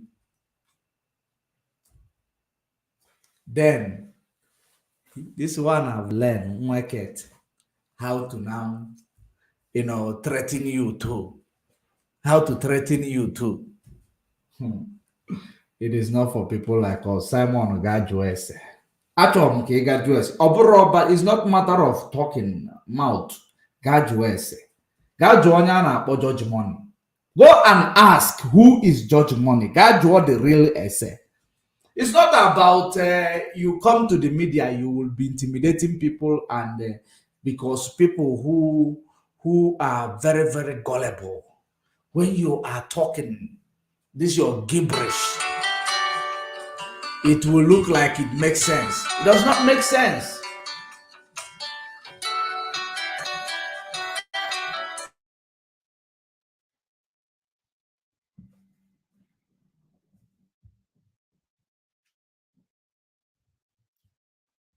The fight for the liberation of Biafra have taken many lives. Millions of Biafra have died. People are still being killed. So if you think you can come to do politics, play politics with Biafra struggle, I will end it. Muage end there. I will end your political movement in Biafra struggle. It can never work. So you can begin to position whatever you are positioning and position it, you are going to work in vain. Take my word today, you are going to work in vain. But that is not why I'm here. I have given a message. This video must go viral, and let everybody save this video for our leader, Mazi Nnamdi Kanu, when it comes out. Because it's going to come out. And the Biafra people are giving the Nigeria terrorist government from now till Sunday to release Mazi Nnamdi Kanu as the court demanded. If they fail to do so, Biafra people will react. The consequences will be felt. And this has nothing to do with Mazi Nnamdi Kanu, because he represents Biafra. So Biafra has given this particular Fulani terrorist who kidnap, commit international crime,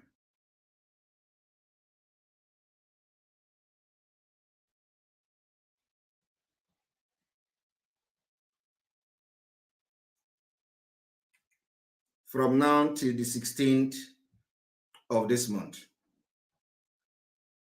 Thereafter, Biafra people will begin to react to the injustice being meted against Mazi Nnamdi Kanu.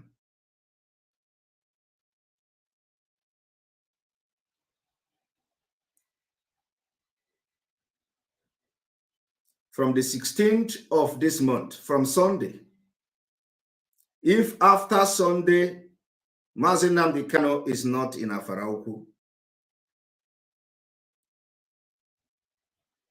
they will hear from Biafrans.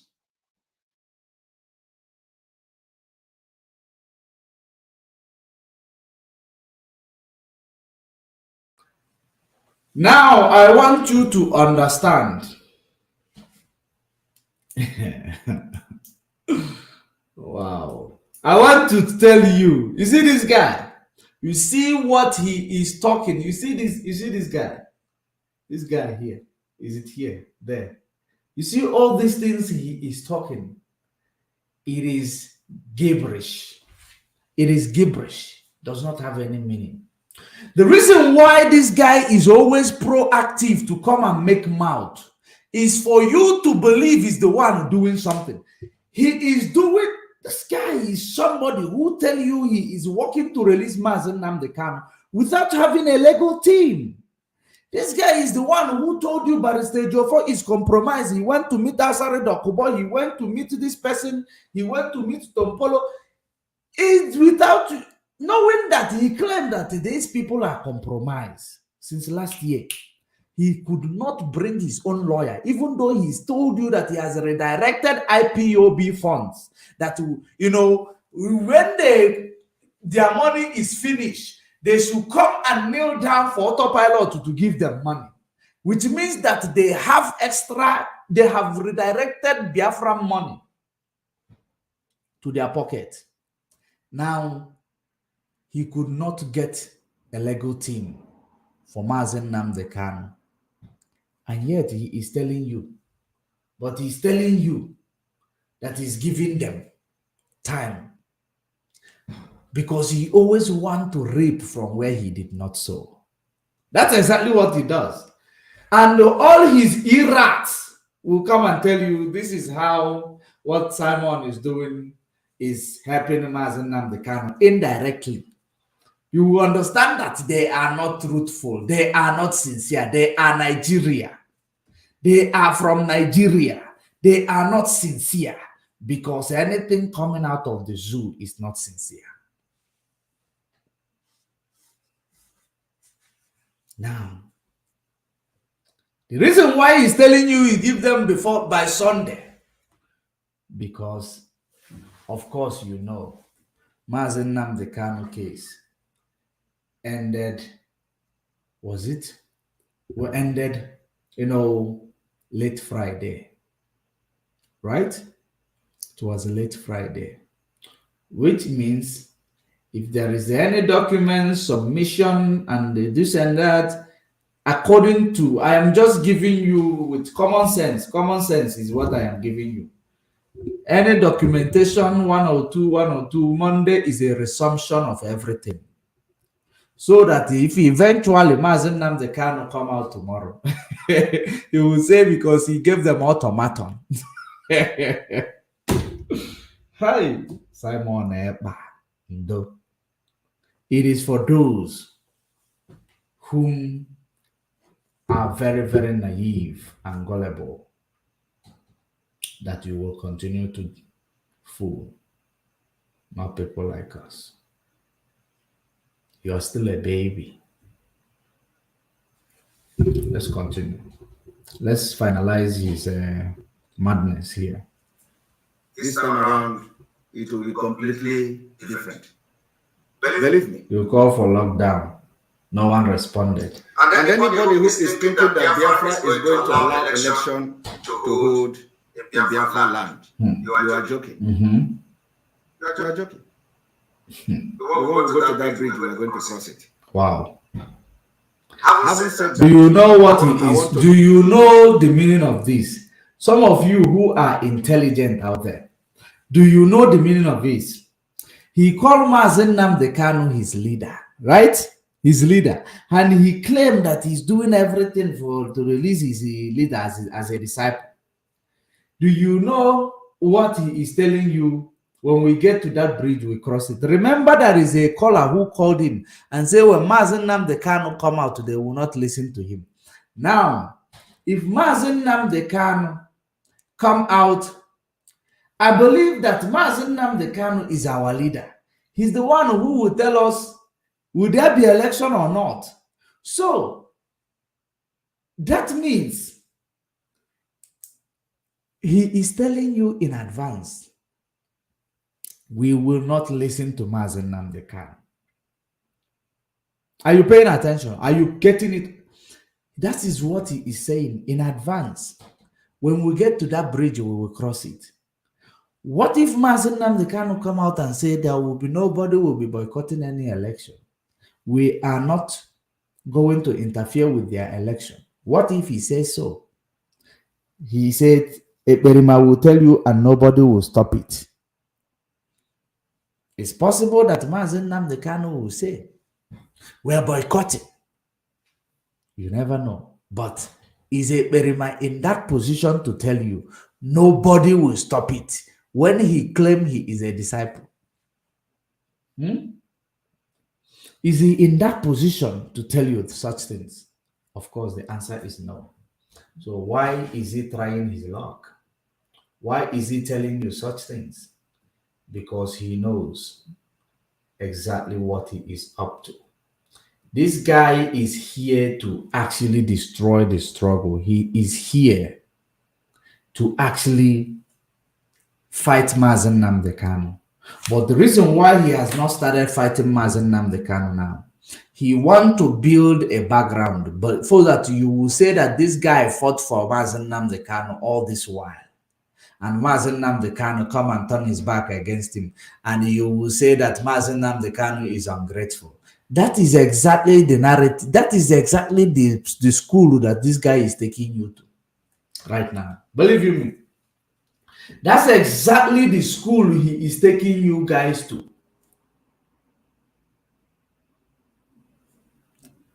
That is exactly. But, of course, just like you said, when we get to that bridge of your stupidity, we will cross it. Because our leader will join us. Our leader will pilot this struggle. If you mess up with our leader, you will receive IPOB treatment. If our leader, it comes out, and when he give order, just like you said here, let me say it here, just like you said here, when our leader gives order, you come and say, we will reorder the order. You will now see that there are people who are around you in that Helsinki where you are. You know, because this is a struggle. We are not here to actually come and look at a fulefu like you. We are not here to start allowing a fulefu like you to actually destroy what we are doing. Touch him. Hey, when our leader come out, challenge our leader for a minute when he comes out. Kamaluza mochi gozo. If you feel that conduct their own election and let people vote and give them vote of confidence and let us see how it goes. On this note, thank you very much. From today going forward, the people in Biafra land must not take any order from the DOS. The APC any order PDP. give, for example, if they come to say, okay, we are declaring sit at home Can you for imagine? Biafra people because Mazen Nnamdi Kanu has not been released. Of course, we know that sit at home is something that everybody likes. So what we do is that we will come and we reorder that order. Hey. He will reorder the order. This is your leaders and juju brain. He will reorder the order. So that is exactly where he is heading now. Because this guy's aims and objective is to build a background, to use it, to use emotions, your emotions and your sympathies, those sympathizers.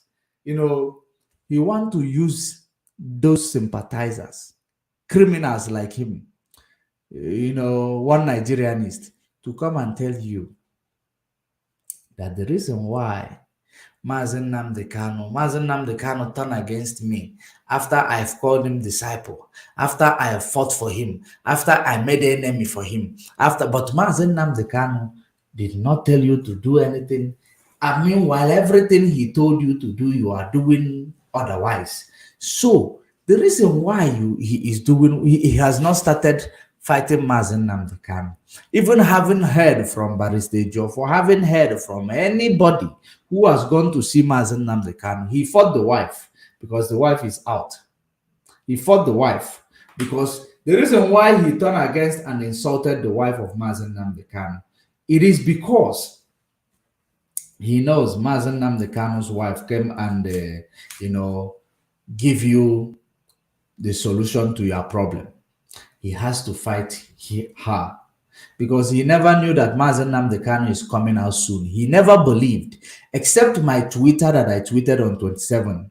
Now he sent the Barrister Jofo message on 28 because I tweeted that Twitter for him, and he read that Twitter with his fake account. Now, at the end of the day, what happens? He's waiting for Mazen Nnamdi Kanu to come out so that Mazen Nnamdi Kanu turn back on him. He will now say Biafrans will judge. Just like he always tell you, Biafrans will judge. Because you are a foolish sympathizers. You will use your brain. But of course, I try. But if he dares challenge Mazen Nnamdi Kanu and continue to claim autopilot, we will reorder the order. If he try to reorder the order, that is when he will get an order that will reorder his activities. That's how it is. That's how it is. Every instruction, just like the ERAT that is calling himself critical hungry boy, who is saying that Mazen Nnamdi Kanu has been collecting money, calculating that if there are people are raising, 1,000 naira, calculating IPOB money, which he never donated cent, but he's calculating IPOB money. He never donated cent, but he's there doing calculation of IPOB money. That this is, and he is telling you that the Perima is getting small. This is the same boy, idiot in Italy, who is been trying to raise funds for BNL, telling you that BNL, Biafra National League, in Bakassi Peninsula, they are struggling. It is not only one group that will get Biafra. He tried to raise funds for them. It didn't work. Then he now introduced them to Simon Ekpa. When the activities of Simon against the ESN failed, he introduced them to Simon Ekpa. Today, Tompolo is recruiting those boys, BNL, because I go na change of Tompolo is recruiting them. That's what is going on. So, let us actually hear if there is any other thing he said there.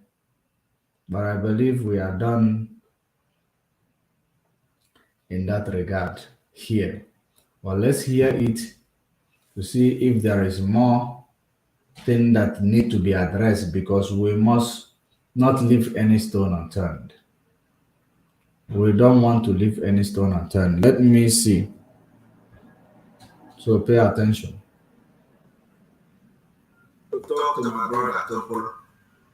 Your Topolo brother is a Topolo. man that I respect, and I know Topolo is all about business.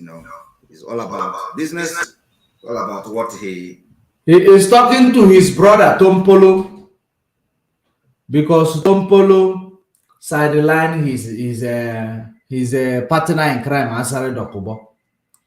Now he want to talk to his brother Tompolo. This, in fact, let's hear him talk to his brother Tompolo.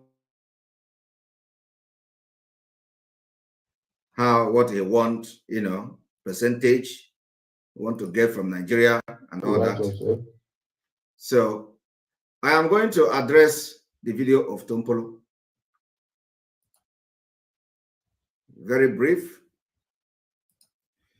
We need to tell Tompolo that,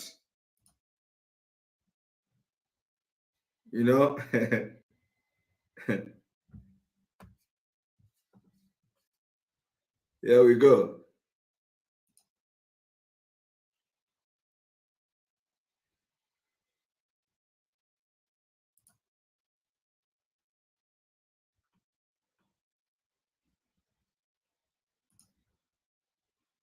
everybody, but the little we can provide. So let's let's work together.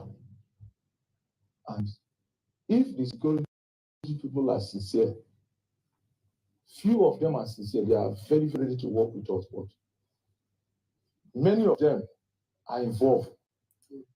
Tompolo is begging security people in Nigeria. Tompolo is begging soldiers, begging the government agents, the government actors that gave him contract.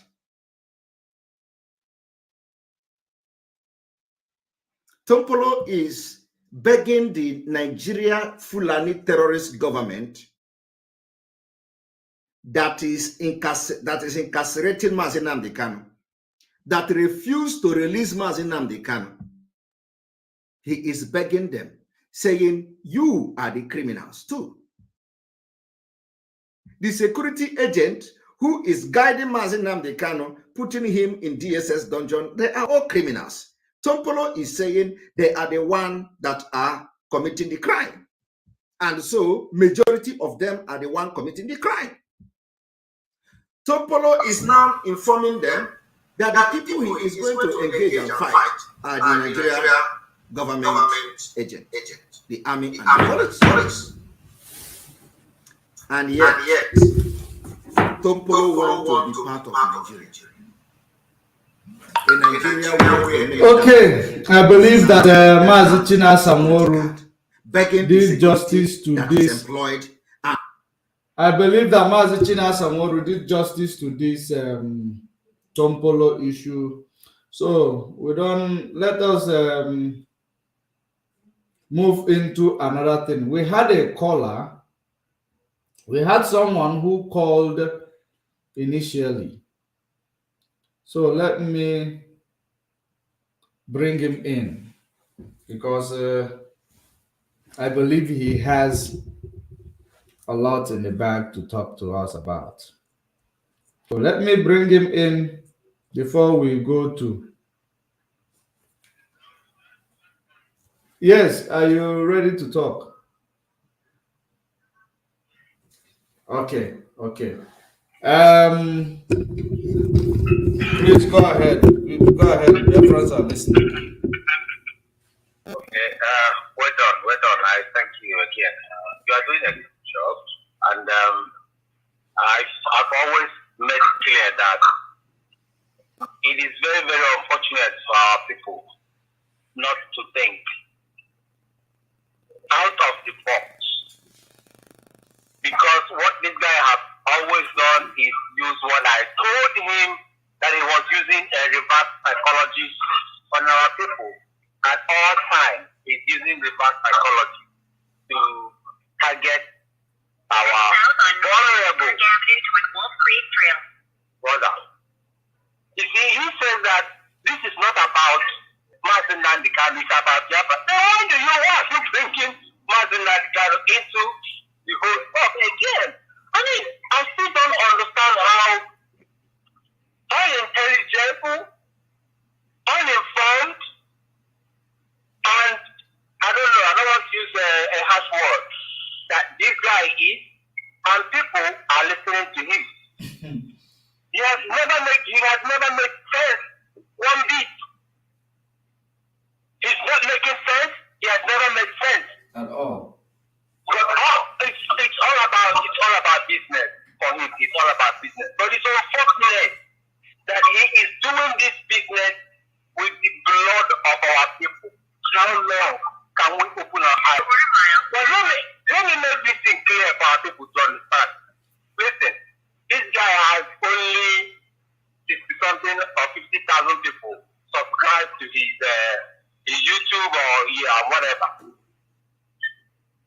And those are nothing. But even though a lot of people are listening to him, and he has used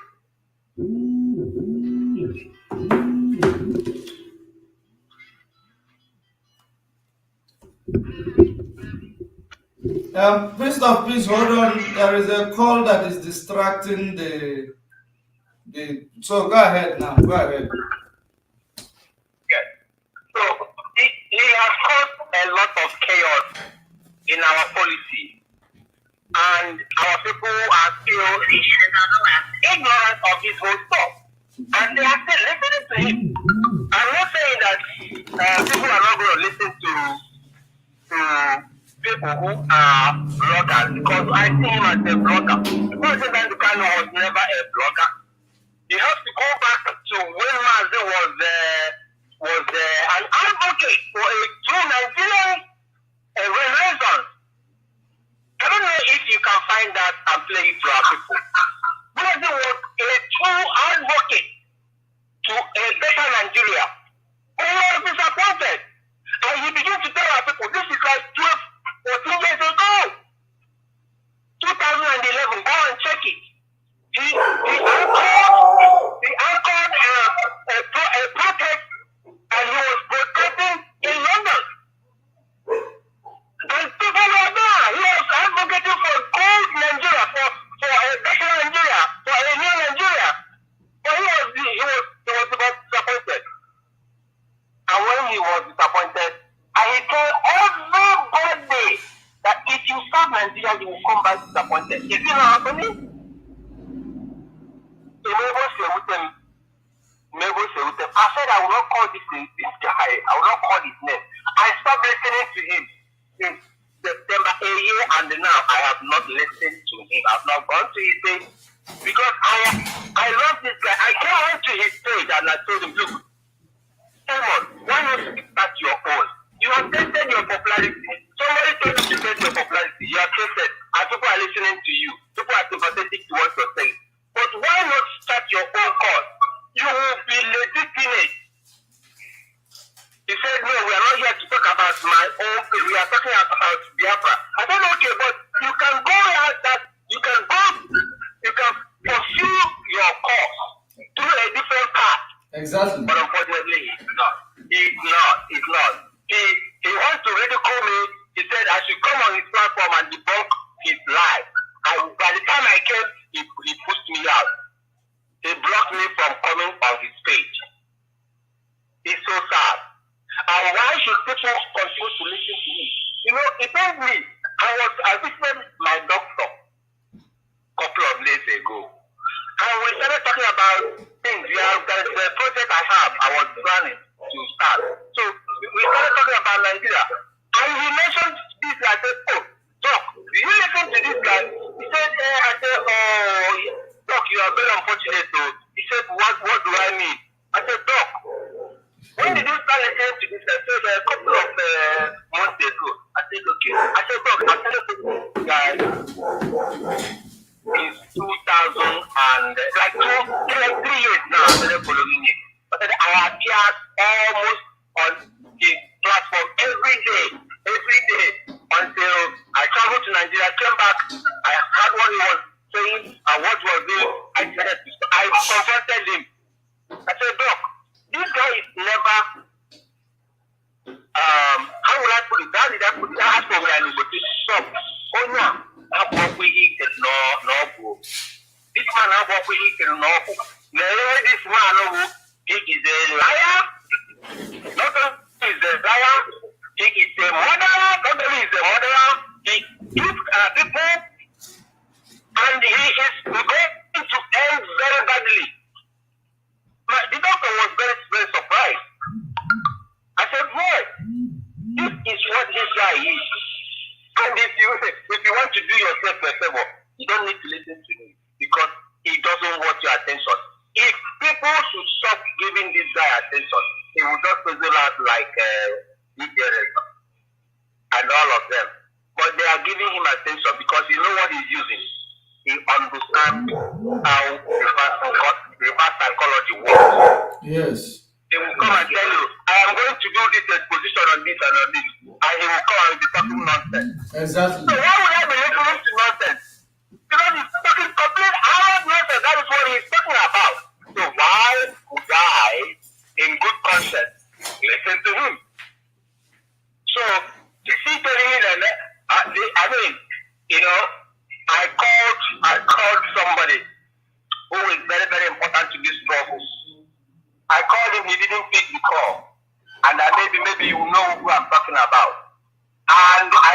a message and I congratulated him. And later he called me. And I see, if you see the joy when he was talking to me, the joy and the joy that I had and the joy he had was overwhelming. And he said, we are not going to let our guards down. So whatever you are doing, just money. Do not let your guard down. Keep doing it. You know, me, my status will not allow me to come on platform to start doing what, because I know I can do it. But I cannot come out to do it because of my status. But once in a while I can come out and push out my thoughts for our people to begin to understand where we are, the time we are in. The time we are in now is that the bad bank is always gone, because what the Nigerian government is doing is already now. So and this guy is going to cash out as everybody is so much innocent people that they're going to kill because of his statement. Yes. He felt that this is a game and he's having fun. Yes. And I want to tell people that this is fun on there, what it is. Man, I'm rather I can't people for on there, But what he can say here, there's nothing will save him in this world. Because there's shed a lot of blood. Also, we got a lot of blood. And it is not acceptable. It's unacceptable. Our people should stop listening to this guy. Don't give him the time or the whatever thing he needs to expose himself. But once he comes out, we will always shut him down. Because like he always said, he doesn't think before he talks. Before we do anything on it, go and say, hey, or feel matter no make mistake. Or cover here, hey man, when you lie, you want to cover it with another lie. That is what he's doing. So congratulations for what you are doing, and all our people all over the world. This is the time for a solidarity for Mazi. You know, he is already out. I know this we're doing holiday. We wanted their holiday, but I never I am not right about it before. You know. Thank you so much and God bless you. Thank you very much for calling. Thank you very much. That is how it is. So, good dear friends, that is exactly how it is. Exactly how it is. So, this thing I want to do now, you see this program I want to do now, I am going to bring more people into this program because we must address this guy called ASARI DOKUBO, because ASARI DOKUBO is insulting and undermining the Igbo. Or otherwise, I can do the program tomorrow. Let me see how long we have into this program. Let's see how long we have had into this program to see if it is doable.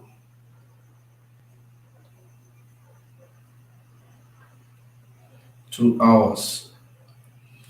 We have actually been here. We have been here. But anyway, we have been here. I think we are going to bring this program to an end. We will talk about this tomorrow. It is a different energy. We will talk about it tomorrow. It is going to be a different energy. But that discussion of this is very important because this guy is insulting Ndi. This guy is actually, You know, what he does, we will be asking ourselves, it is as a result of these Igbo politicians selling themselves out.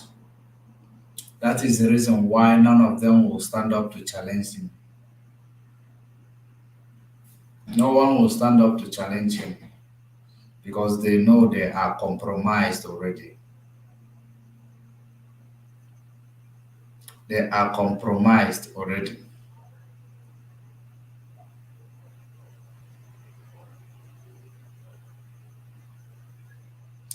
Because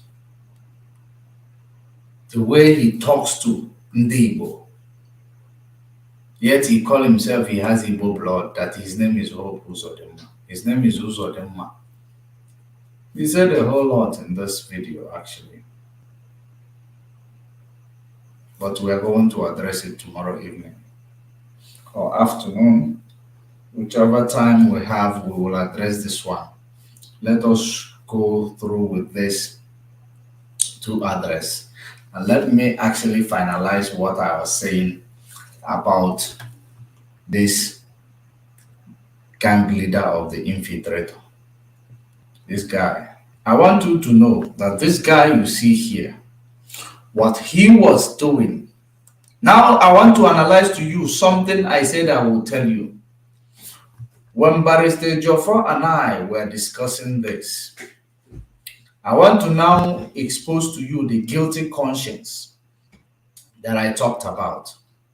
Because of course, if you know, if you are following what is going on, you will also understand. You see, when Barrister Joffer said what he said here, you should understand that it is not only about this Simon Epa. It is not only about him. Let me show you, I am going to tell you the people that are involved in actually trying to make Barrister Joffer to actually bring his spirit down, to discourage him. I'm going to tell you those who were trying their luck on that. It is not only Simon. There is a lot of them but all of them, they work in cohood with Simon. They work together with Simon, all of them.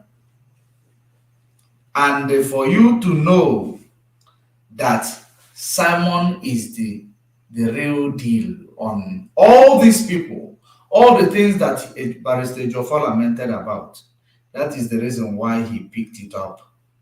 He ran out here to come and address it, to come and say Barrister Joffer do this, Barrister Joffer do that. That's exactly the reason why. That is exactly the reason why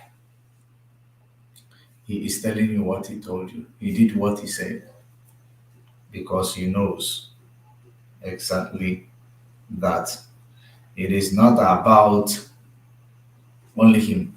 Now listen to here who are those we were talking about here. Let me play it here again so that you will know whom we are talking about.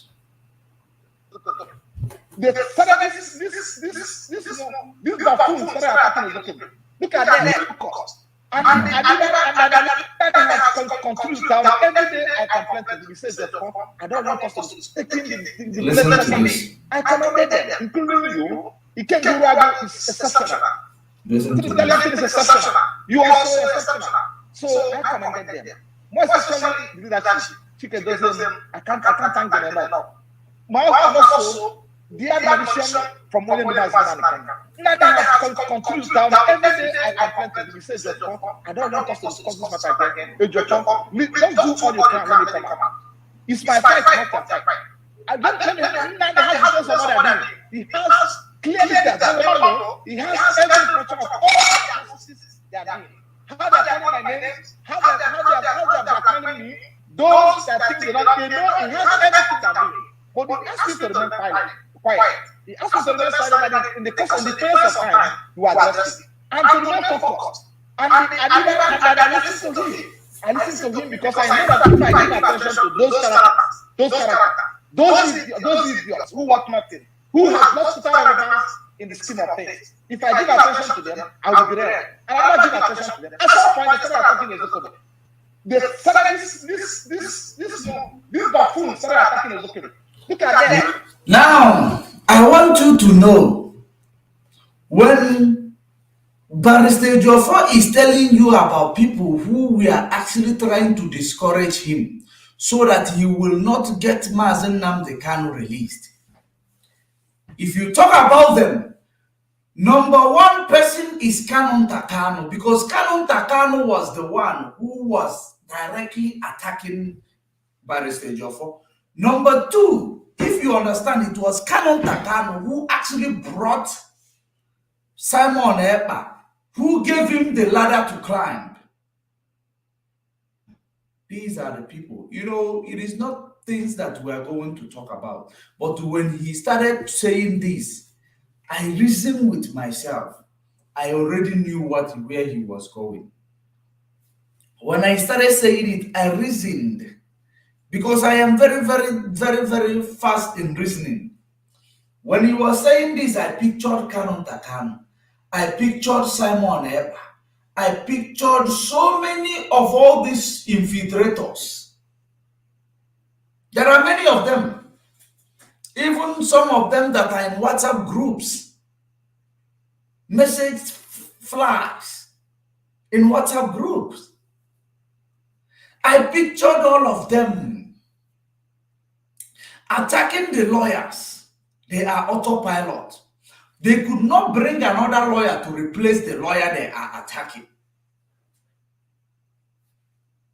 Then Canon Takano on the other side, doing everything attacking Ejiofor. What is the reason?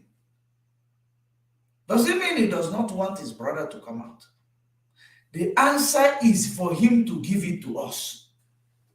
Because as it is right now, these people, what they are doing, it is something that is, you cannot just understand it. Because myself, I fought for Canon Takano.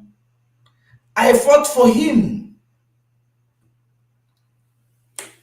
Fought for him for complete 9 months, 10 months, almost a year. I devoted my time fighting for him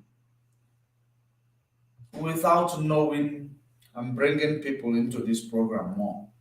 Without knowing that this guy, I was actually fighting and defending.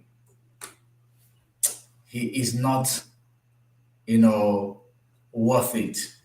There is something dodgy about him. That was how I actually asked myself question. Why is it that I am fighting to protect this guy's interest? He is actually fighting to destroy his own interest. No, I say no. I actually started following up with him. He started creating cabals in different ways. When Barrister Jofo talks about it, he is talking about Master Prophet, the one who is wearing blanket on the head. But the reason why all these people did not pick it up, because they were fighting this fight secretly, and because they have seen that all their fights and the same person they've been fighting, his work is paying off, and it is time for them to hide their evil faces. But the one who does not have shame, the one who is not actually, who does not have anything called shame in his dictionary, is the person who run out to come and start saying he is warning Barrister Joffo. He must go and Joyce. Because he knows how guilty he is. He's telling Barrister Joffo Joyce. He's telling you that he communicated with Barrister Joffo. What? Hey, what a lie.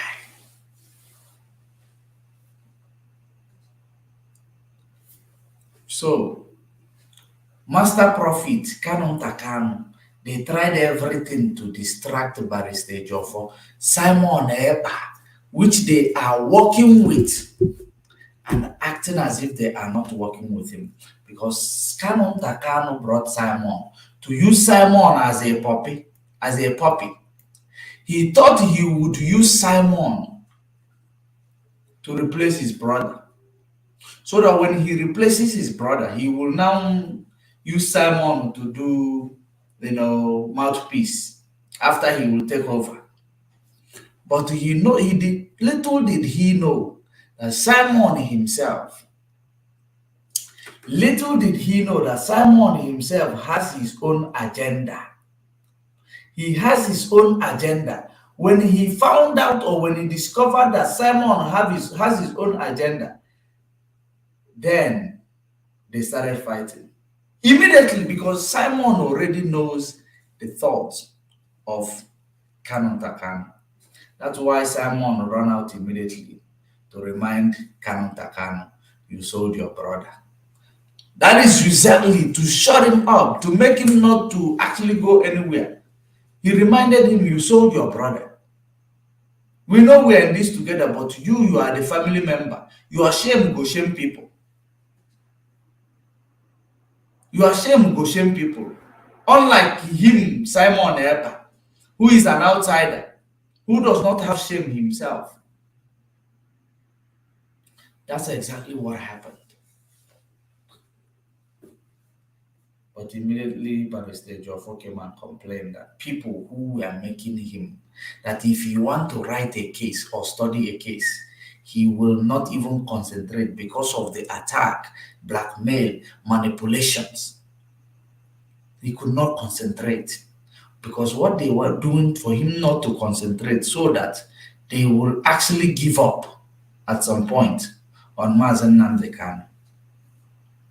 So that Canon Takano maybe will bring Bruce Fane to say you will have jurisdiction in Nigeria. You see, you must have jurisdiction in Nigeria. So that, they will manipulate everything. That was exactly what was happening. We know all this. But I want to assure you that all these criminals that are here to distract the struggle, their time of destruction is coming to an end. Because you know why? Mazen Nnamdi Kanu is 1 foot away from home. That's exactly, I don't mind the rubbish that Malami is talking. He's talking rubbish. Don't mind that rubbish he's talking. It shows he's ignorant. It shows that he is incompetent in the position that he occupies. And that is the reason why the enemy, they are panicking. They are seriously, panicking. Because they know exactly what is about to happen. It is no longer going to be business as usual. Rather, it is going to be business unusual. For all of them, business unusual. For all of them. In everything we are doing right now, you see Dave Omai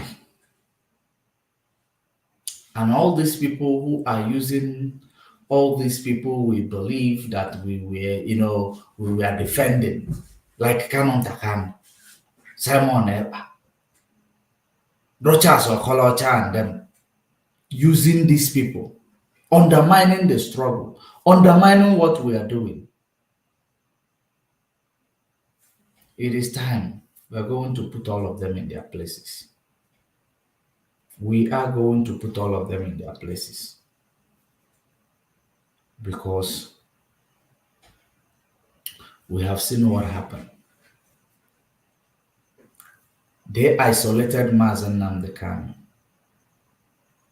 from the people he works with. They actually led him into where he is today, and they betrayed him. Because the reason why they isolated him, because they know that they are going to betray him. And they betrayed him. Like I told you that, I believe you heard it from Mazi China Samoru yesterday. I've told you that before. I told you that last week actually, that they actually isolated him. That even the phone number that the DOS will call to get hold of him, he was not with it. They isolated him. So the thing about it is, you don't understand. It is not even about who sold him, because they didn't sell him. They actually lured him and they betrayed him. Because so many of them who were luring him, that's why you see them, because if they didn't even collect the money, that's why they are all looking for every means possible to see where they will steal from IPOB. They lured him. We know of many things that transpired. But the most important thing is that they betrayed him because they know everything about him. They betrayed him so that they will destroy the struggle and change the narrative of the struggle.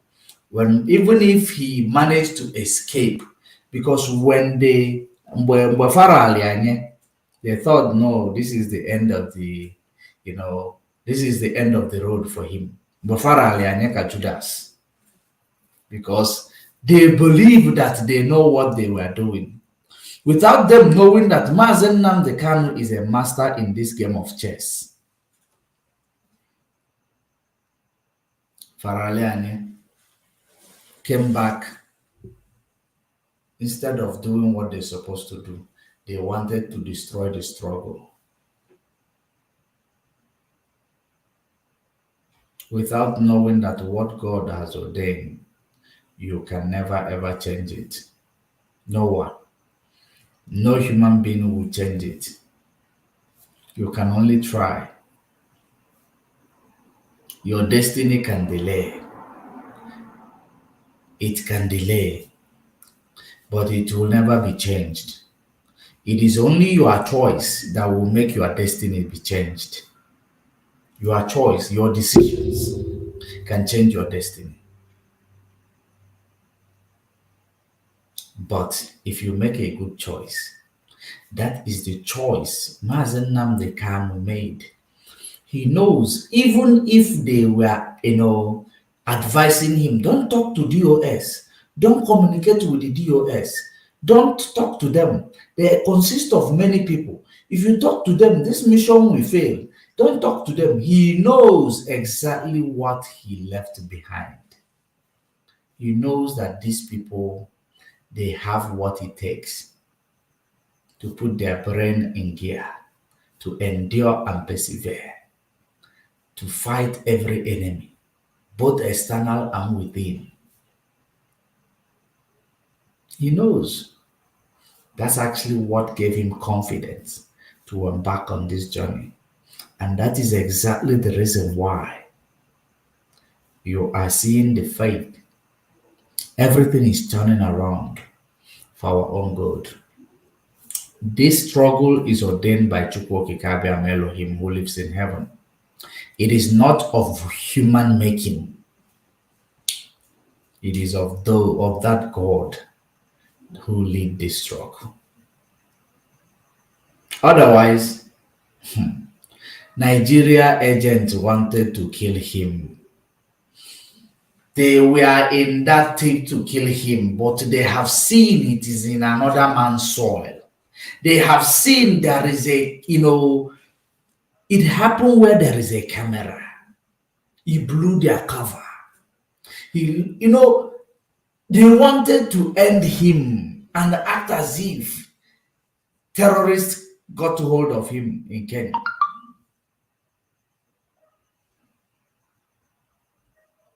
But Kokeke Jesalami, Olebutia. That is the reason why guilty conscience called Attorney General out. Guilty conscience. Mazen Nnamdi Kanu is not discharged and acquitted.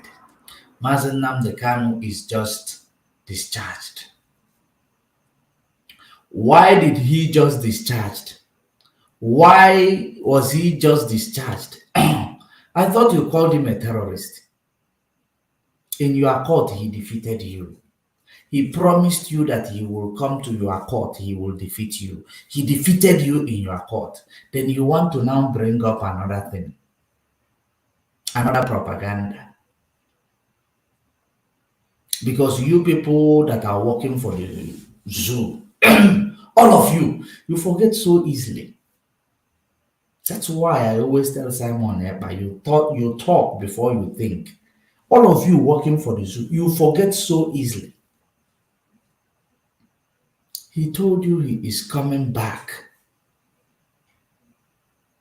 and he will face you in your court. He will defeat you in your court. Because you people act before you think. That's how it is. And it is not a man's making. It is out of your control. It is the spirit that leads us, that makes you to act before thinking, that makes Simon to talk before thinking. That's exactly how it is.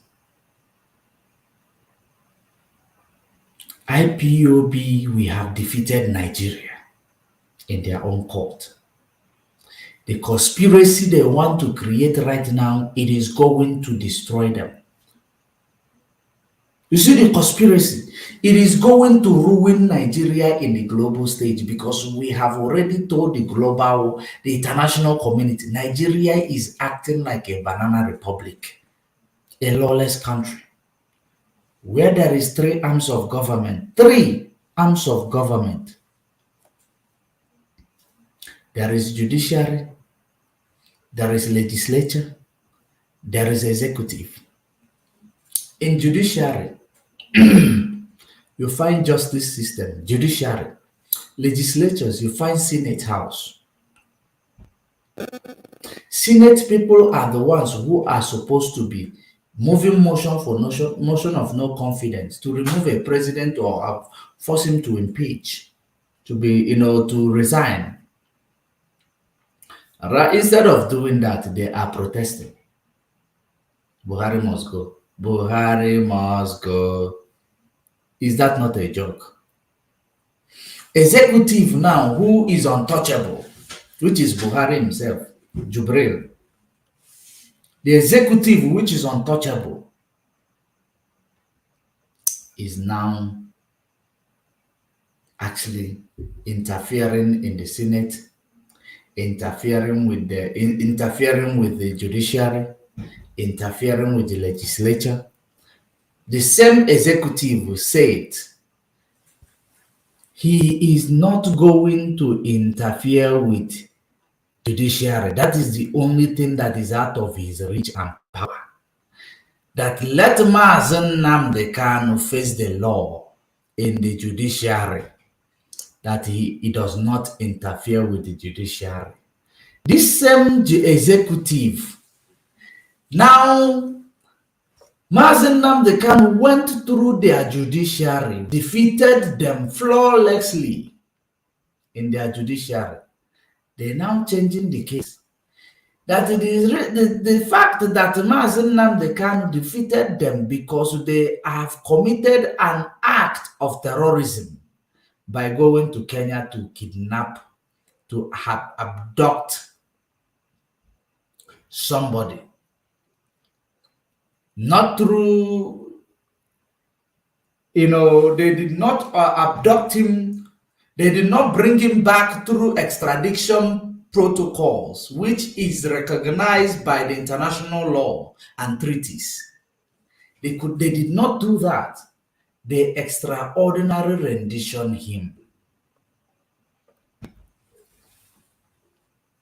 Now, which shows that Nigeria is a lawless country. The Nigeria you see is a terrorist country. Nigeria is been releasing terrorists.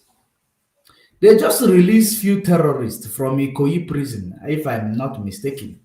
Am I correct? They released few terrorists. How many of them? Many of the terrorists in Ikoyi prison, they released them. Attorney General Malami did not say anything.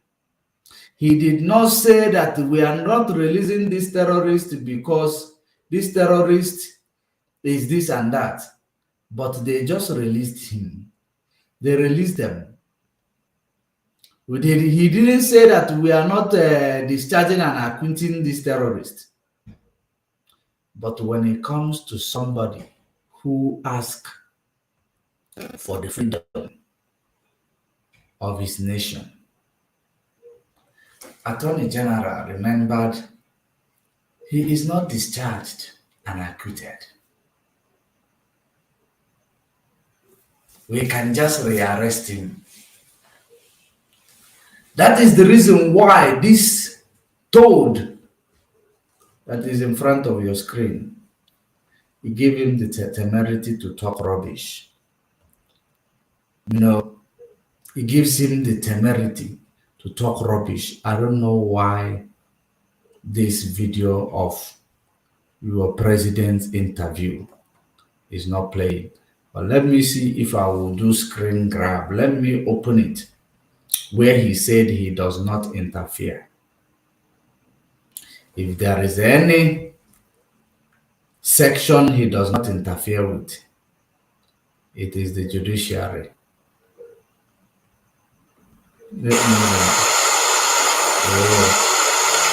It is not this one. Let me find that place where he said it, because we keep record of everything. We will continue to remind him, because I know we will continue to remind them of their words, so that, because what the world will do these days is they will not pay attention when the oppressed is crying. They don't pay attention when the oppressed is crying, but they only pay attention when the oppressed rise up to defend themselves from oppressors. So that is exactly the reason why we are doing all our best to actually show them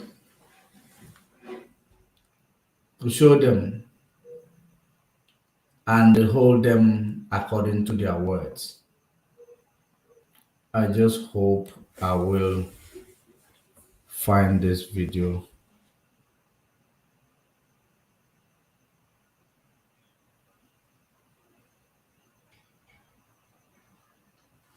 I just hope I will find it, because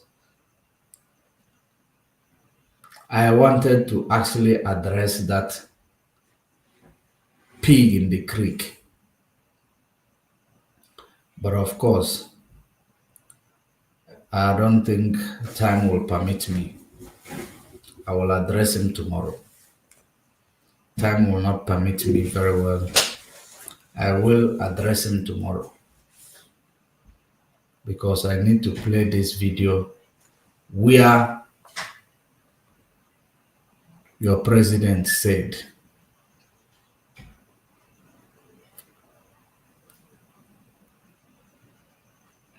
that if there is any place where he does not interfere with, it is the judiciary. That was his words. So, just one moment. Let me get that video because I know there is a lot of videos here.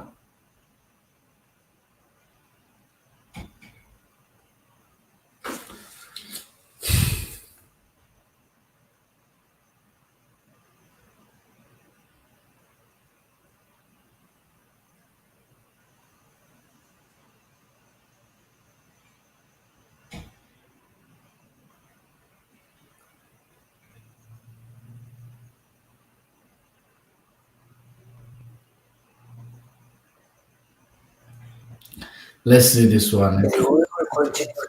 Options for purchase. Oh, it's not this one. Let's continue to check. I know that the video is here.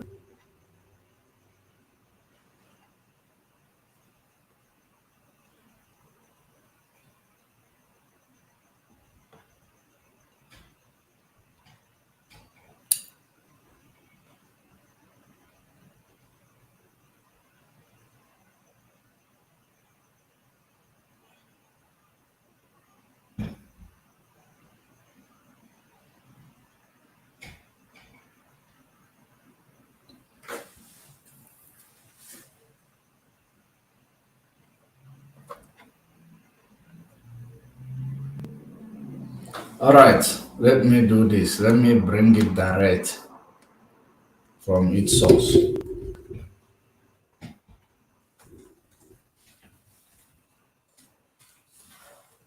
Let's explore it from the source.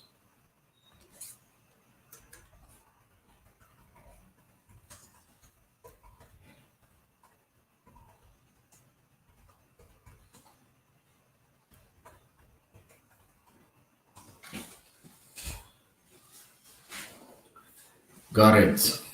Got it.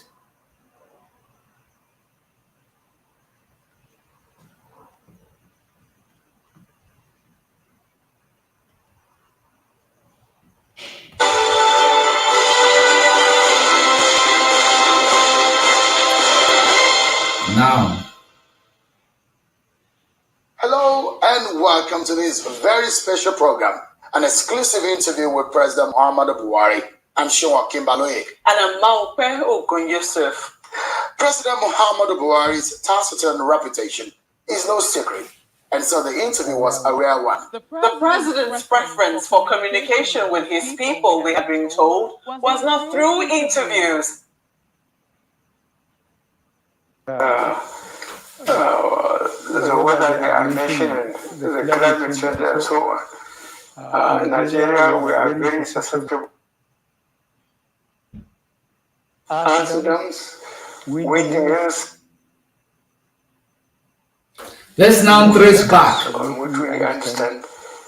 And we try to secure and make it safe for the leadership.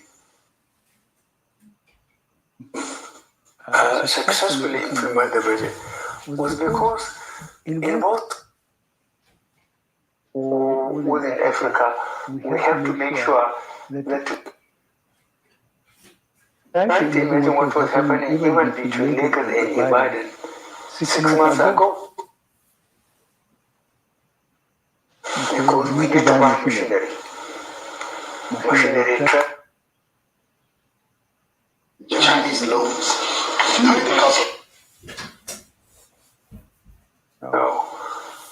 Of something that I'm sure you know what it used to be between Lagos and Ibadan. we have to allow people to get access to the farms. Just one moment. So we have to use the infrastructure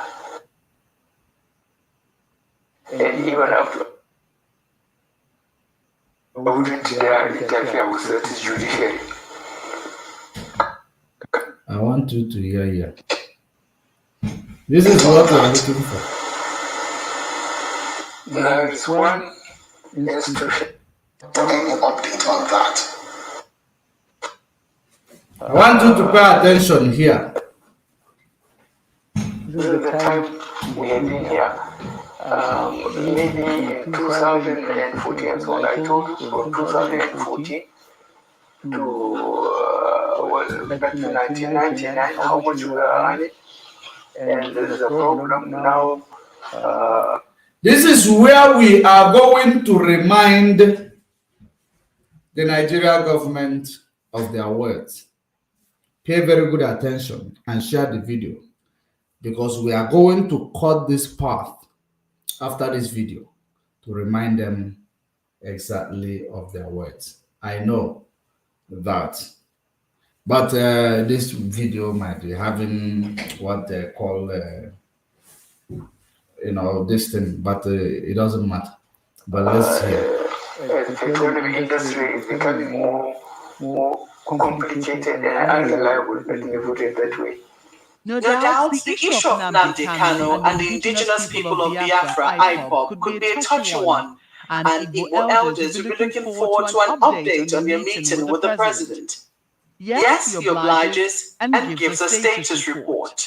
Recently, you told the delegation of the Southeast elders who visited you here in the villa that you would consider their request for the release of Nnamdi Kanu, the leader of the proscribed indigenous people of Biafra, IPOB. Do we have any update on that? Okay. There is one institution that I wouldn't dare interfere with, that is judiciary. Okay.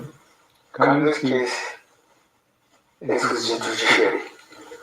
But what I wonder is when Kanu was safely in Europe, abusing this administration and mentioning too many things, I never thought really he would voluntarily come and defend himself on the accusation he has. So we are giving him an opportunity to defend himself in our system, not to be abusing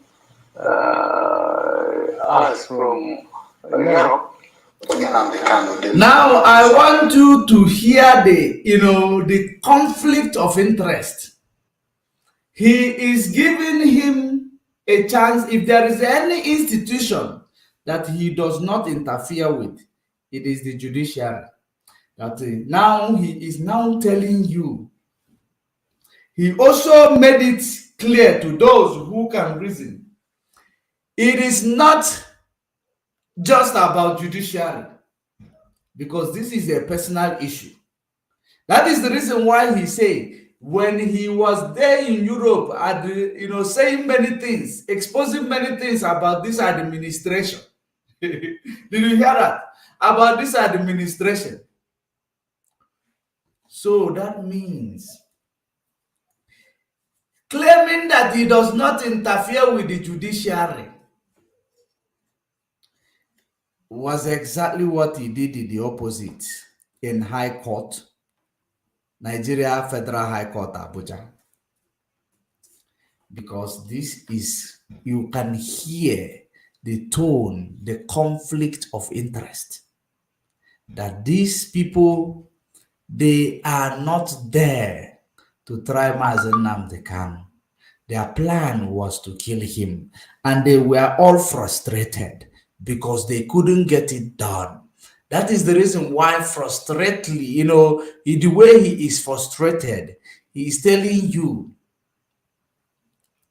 that when the time, if he wanted to go through judiciary alone, you will understand that he will just say he does not interfere with the judiciary.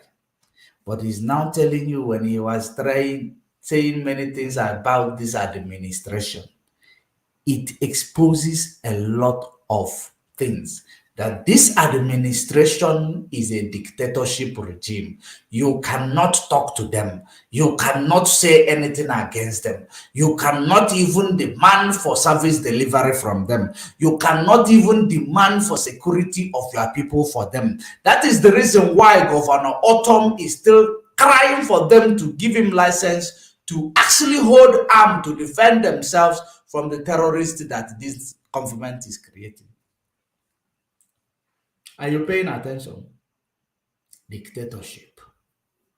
When he was speaking so many things about against this administration, he's supposing so many things against this administration. That is where you will understand that, you know, he is just fooling the international community. He is just using it to fool the international community. They were able to, you know, control the High Court Abuja.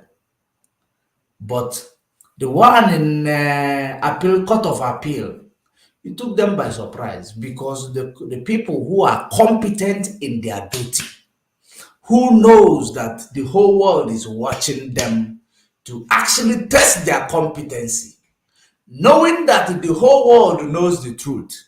So if they actually do something contrary to the truth, that has a element of proving that Nigeria does not have a competent judges, that do not have judiciary. They practice dictatorship.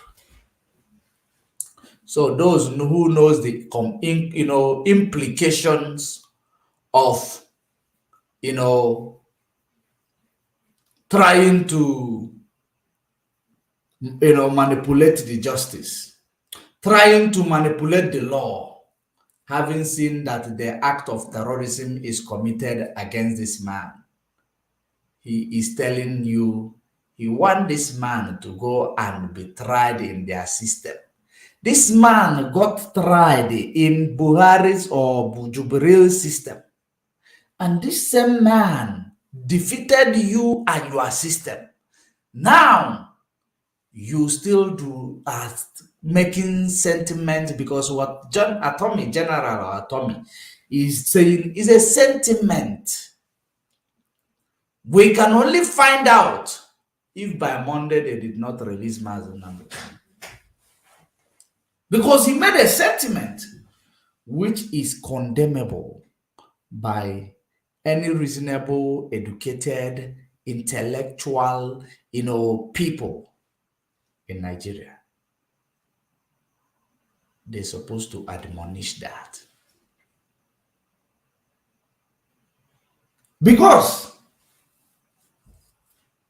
this man said, let him be tried in our system. He told you he will come, he will try you, you will be tried in your system, he will defeat you in your system, because he knows the law. Him himself, he knows the law. Mazen Nnamdi Kanu, he knows the law. Just like I know that I have the right to criticize my parents if they are not doing well. I have the right to criticize my president if they are not doing well. I have the right to criticize the government of the day, because they call it democracy. Power belongs to the people. Power is given by the people, and power is of the people.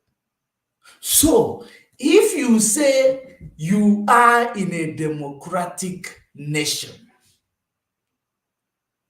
how then will you call what Mazen Nnamdi Kanu was exposing about the activities of Nigeria? He was in Europe saying all sorts of things about this administration.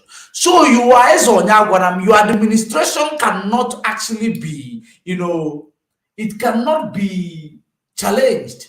Your activities cannot be challenged. The way the rain, the flood, is now swallowing people in Bayelsa State, in Anambra State.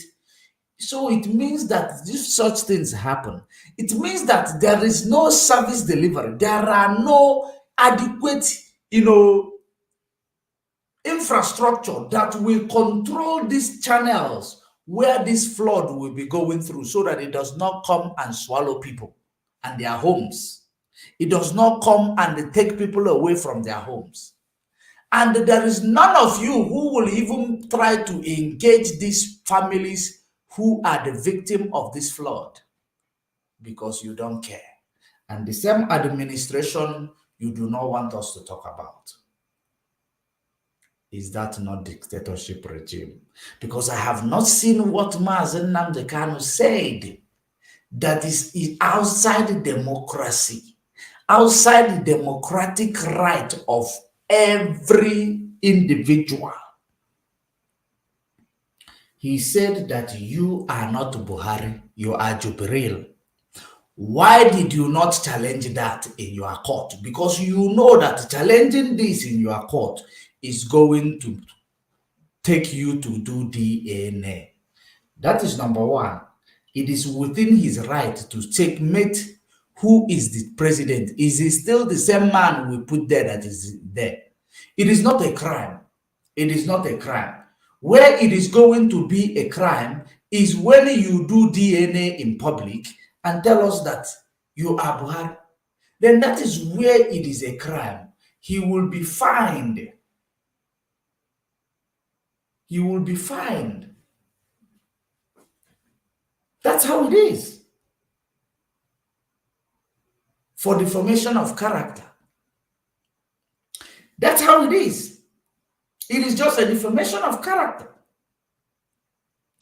Dan, why did you run away from that one? Since he was saying all sorts of things. When he tells you that your police, your SARS is killing our people extrajudiciously, is it a lie? No, it is not. That is exactly what is happening in Nigeria. It is within his democratic right saying all those things. You are a president elected by the people. I have the right to challenge your office. That is exactly. So if you are indeed a democratic nation, you don't have right. You don't have right to come out there to say that a person whom, if indeed Nigeria is one, you don't have right to say that somebody is challenging your administration.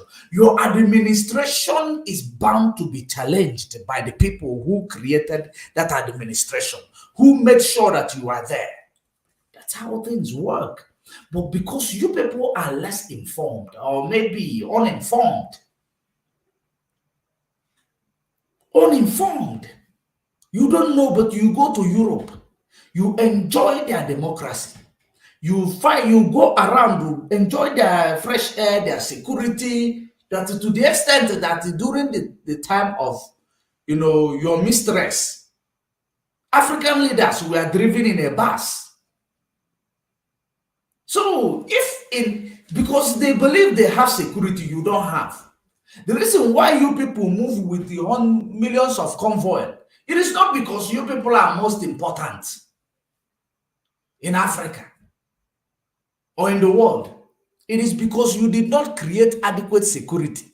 That's why you will be wasting the resources, moving in millions with a convoy, making noise all over the place with blue lights.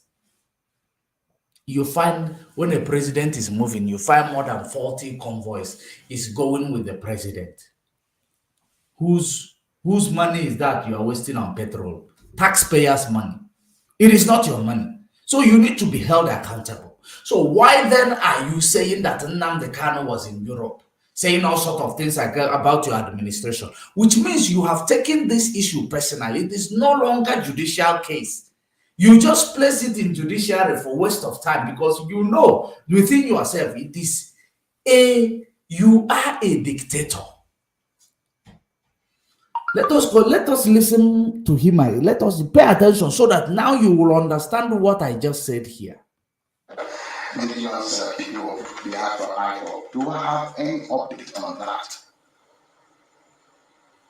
There is one institution that I wouldn't dare interfere with, that is judiciary. Kamil's case, it is the judiciary. But what I wonder is when Kanu was simply in Europe, abusing this administration and mentioning too many things, I never thought really he would voluntarily come and defend himself on the accusation he has. So we are giving him an opportunity to defend himself in our system. Okay. Not to be abusing us from Europe, as if he was not a Nigerian. Let him come here with us and then criticize us here, and then Nigerians know that I don't interfere with the judiciary. Let him be listened to. But those who are saying that he should do it, no, we cannot do anything. No possibility of a political solution? No, there is a possibility of political solution. If he behaves themselves, all well and good. But you can't go to a foreign country and keep on sending incorrect economic and security problem against your country. Now, if he finish everything he says, remember that the answer he is answering here is to confuse the international community, to confuse every international bodies that are involved. But now, his real answer continued to come. You were there. You were criticizing, sending wrong message, doing this and that. Then my own take on that is, you are not criticized more than the way Obama of America, who endorsed you, was criticized. How many people did Obama kill for that sake in America? How many people did Obama go and rendition? Now,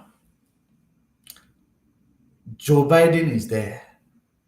He is being criticized by his people. How many of them did he kill? How many of them did he rendition? When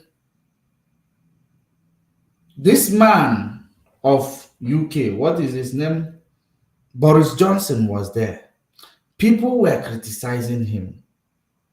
People were doing everything. But he did not kidnap or rendition any of them, because he knows that no matter what they say, he is the president, he is the leader that was elected by them. So they have the right to criticize their bad markets.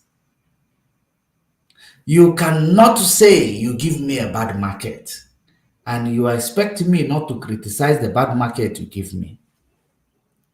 The people whom you go there, they carry you in a bus. You don't complain about security because they understand the power belongs to the people. And when you create jobs for the people, you don't need to be scared about security. If you did things that favors your people, it means that your people will be safe. They will be having a sense of belonging. There is no way they are going to criticize you. But for the fact that you did not do all that, you are bound to be criticized.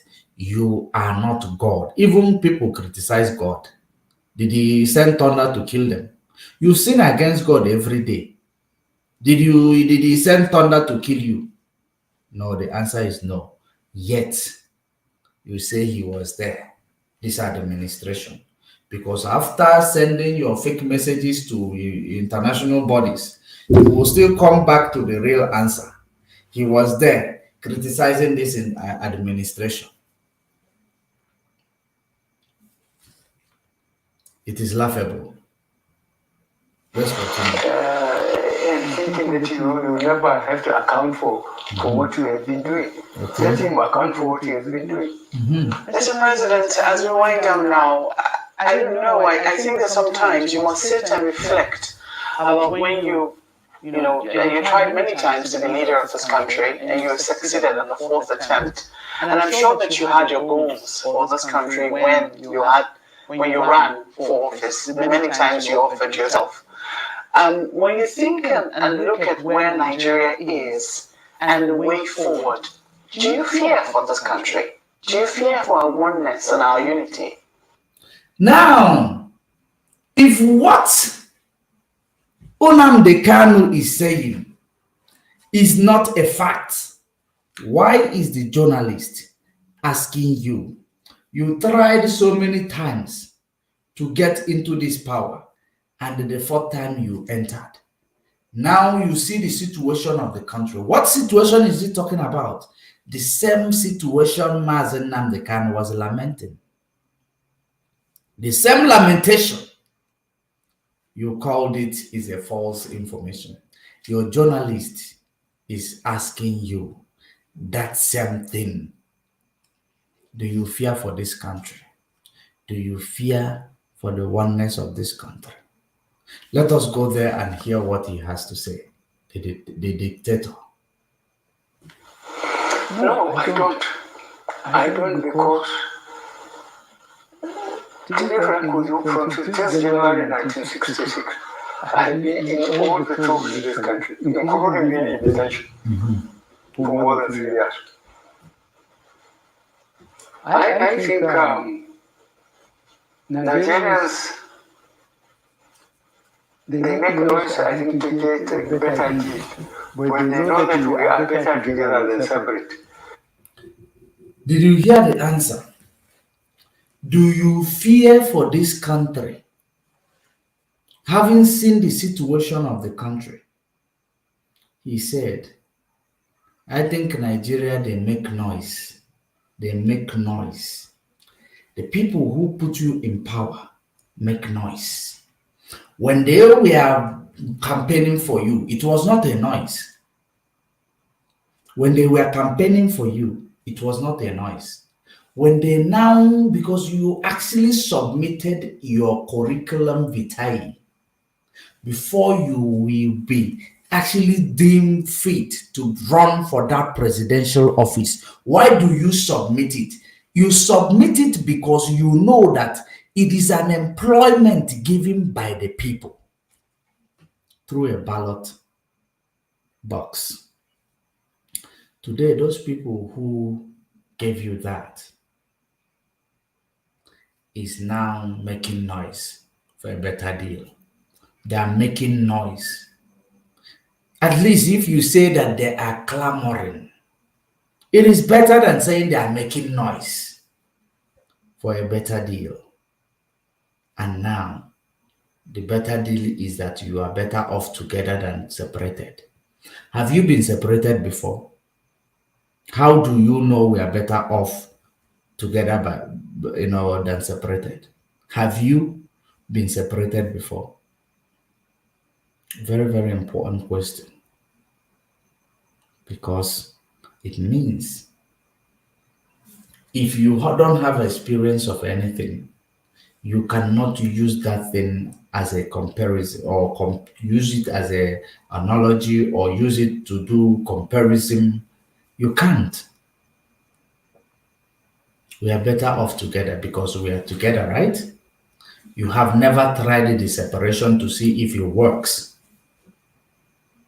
Exaggeration.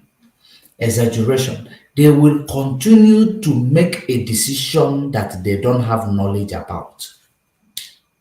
That's what they continue to do, which is exactly the reason why they will never make a decision that is going to benefit any other person except their political class. You are making noise for a better deal. You are better off together than separated. This is exactly what we have been lamenting about, crying about. Yet, nothing is being done about it. I am going to leave it there because, of course, you have heard it yourself. He said, let him be tried in our system here. He has been tried in your system. You supposed to actually compensate him for all the inhuman treatment you have meted, what you have inflicted on him. So we are waiting for tomorrow. We are waiting for tomorrow. Monday, our leader is supposed to be out with us. Monday, tomorrow. Because every document and whatever can be signed tomorrow, submitted tomorrow. If it is submitted late, Tuesday morning or afternoon, our leader should be with us. Because he has been tried in your system. Your system found you guilty. How about that? Aren't you going to accept defeat? Or you will continue to clamor that he's been talking about this administration? Are you here to defend administration, or you are here to protect the people who gave you that power? Okay. Yet to find out. Great Biafrans all over the world, lovers of freedom, I will not be able to make it with this man's broadcast, but we are going to do it tomorrow. So catch me live tomorrow evening or tomorrow afternoon, where I will be actually addressing this ignorant. I will be addressing his ignorant. He was quoting laws for us. But I need a different energy to address him. And I will address him thoroughly. So that when he quote law, we will tell him that he claimed that his father was a senior advocate or senior judge. We will tell him that he is a sophisticated moron who does not know his left from his right. He is somebody who does not actually know where he belongs. Wherever that favors him is where he runs to. But Igbos that you are fighting is going to be your end. If our politicians are not the ones selling us out, there is a place where this guy said that if Peter Obi win the election, he will pursue him. He will pursue Peter Obi. For you to understand, these Fulanis, they take you people as nothing. ASARI DOKUBO telling you that if you become a president, he will pursue you. He will pursue you. But let's leave it here until tomorrow. It's another day. Great Biafrans, until we meet again, make sure you stay safe, stay informed. Don't let the infiltrators to, actually be the one to redirect your narratives. Because in everything we do, we must remain focused. They know that when we remain focused, that no force will be able to stop us. No force will be able to stop us. That is the reason why they have sent so many people to come and try to see if they will destroy, to see if they will bring our spirit down, to see if they will discourage our Lego teams, to see if they will do anything in order to actually bring our resoluteness or our guards down. It didn't work. But now we are here. And don't forget, do not let go. Biafra is a step away. And that Biafra is a step away does not mean that we are going to maneuver. We take one step at a time. One step at a time. Because if the enemy is coming to tell you that he will give you Biafra tomorrow, it is for you to start, losing faith on people's promises when Biafra does not come tomorrow. That is exactly what they're doing. Reverse psychology. If I tell you that, if you believe in me now, or maybe Mazen Nnamdi Kanu tell you to pay attention to me, I tell you I will give you Biafra tomorrow. It means that if tomorrow I don't give you Biafra, many of you will start, growing fatigue. No, these people are now lying about this issue. They talk even what they don't know. You start growing fatigue.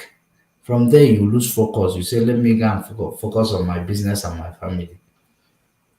That's exactly what is going on. That's exactly what the enemies are doing. And that's why Mazen Nnamdi Kanu tell you that Biafra is the last miracle.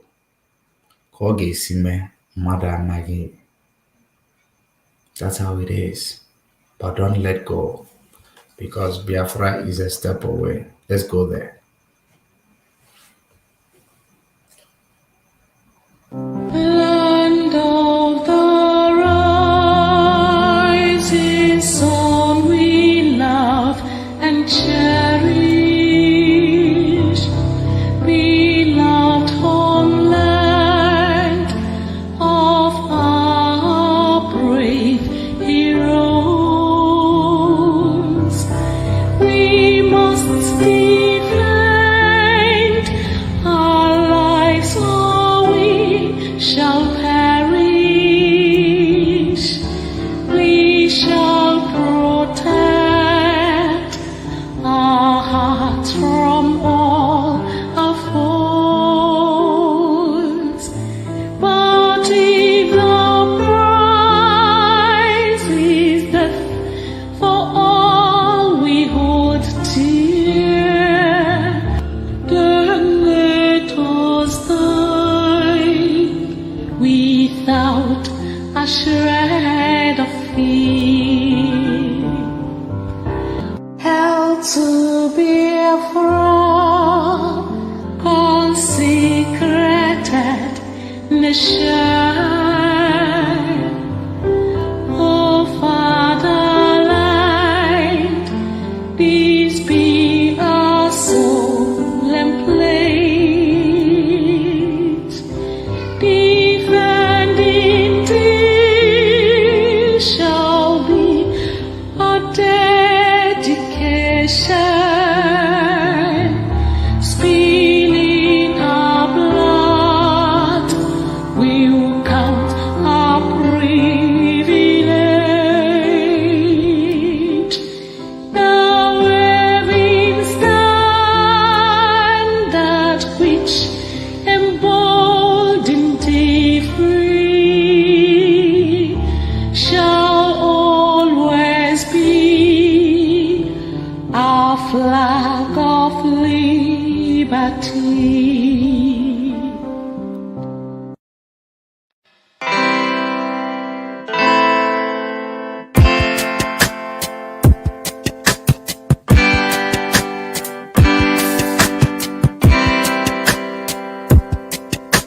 I thought of Biafra freedom taking longer,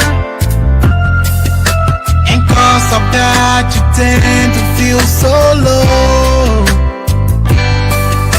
I know our freedom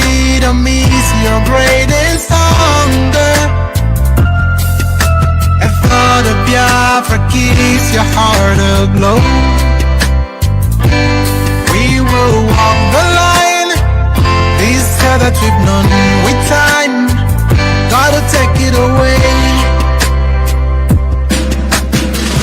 Just hold on and don't let go. Hold on, do not let go. Just hold on and don't let go. Your flight's just a step away. Just hold on. Oh, hold on, do not let go. Just hold on and don't let go. Your flight's just a step away. Our history has never known no laughter. It's always been this red and black, no green. A nation of this blessed yet hungry people. We shine a brighter light, the world will see. We will touch the skies and set up a throne on high and reign with our God. Just hold on.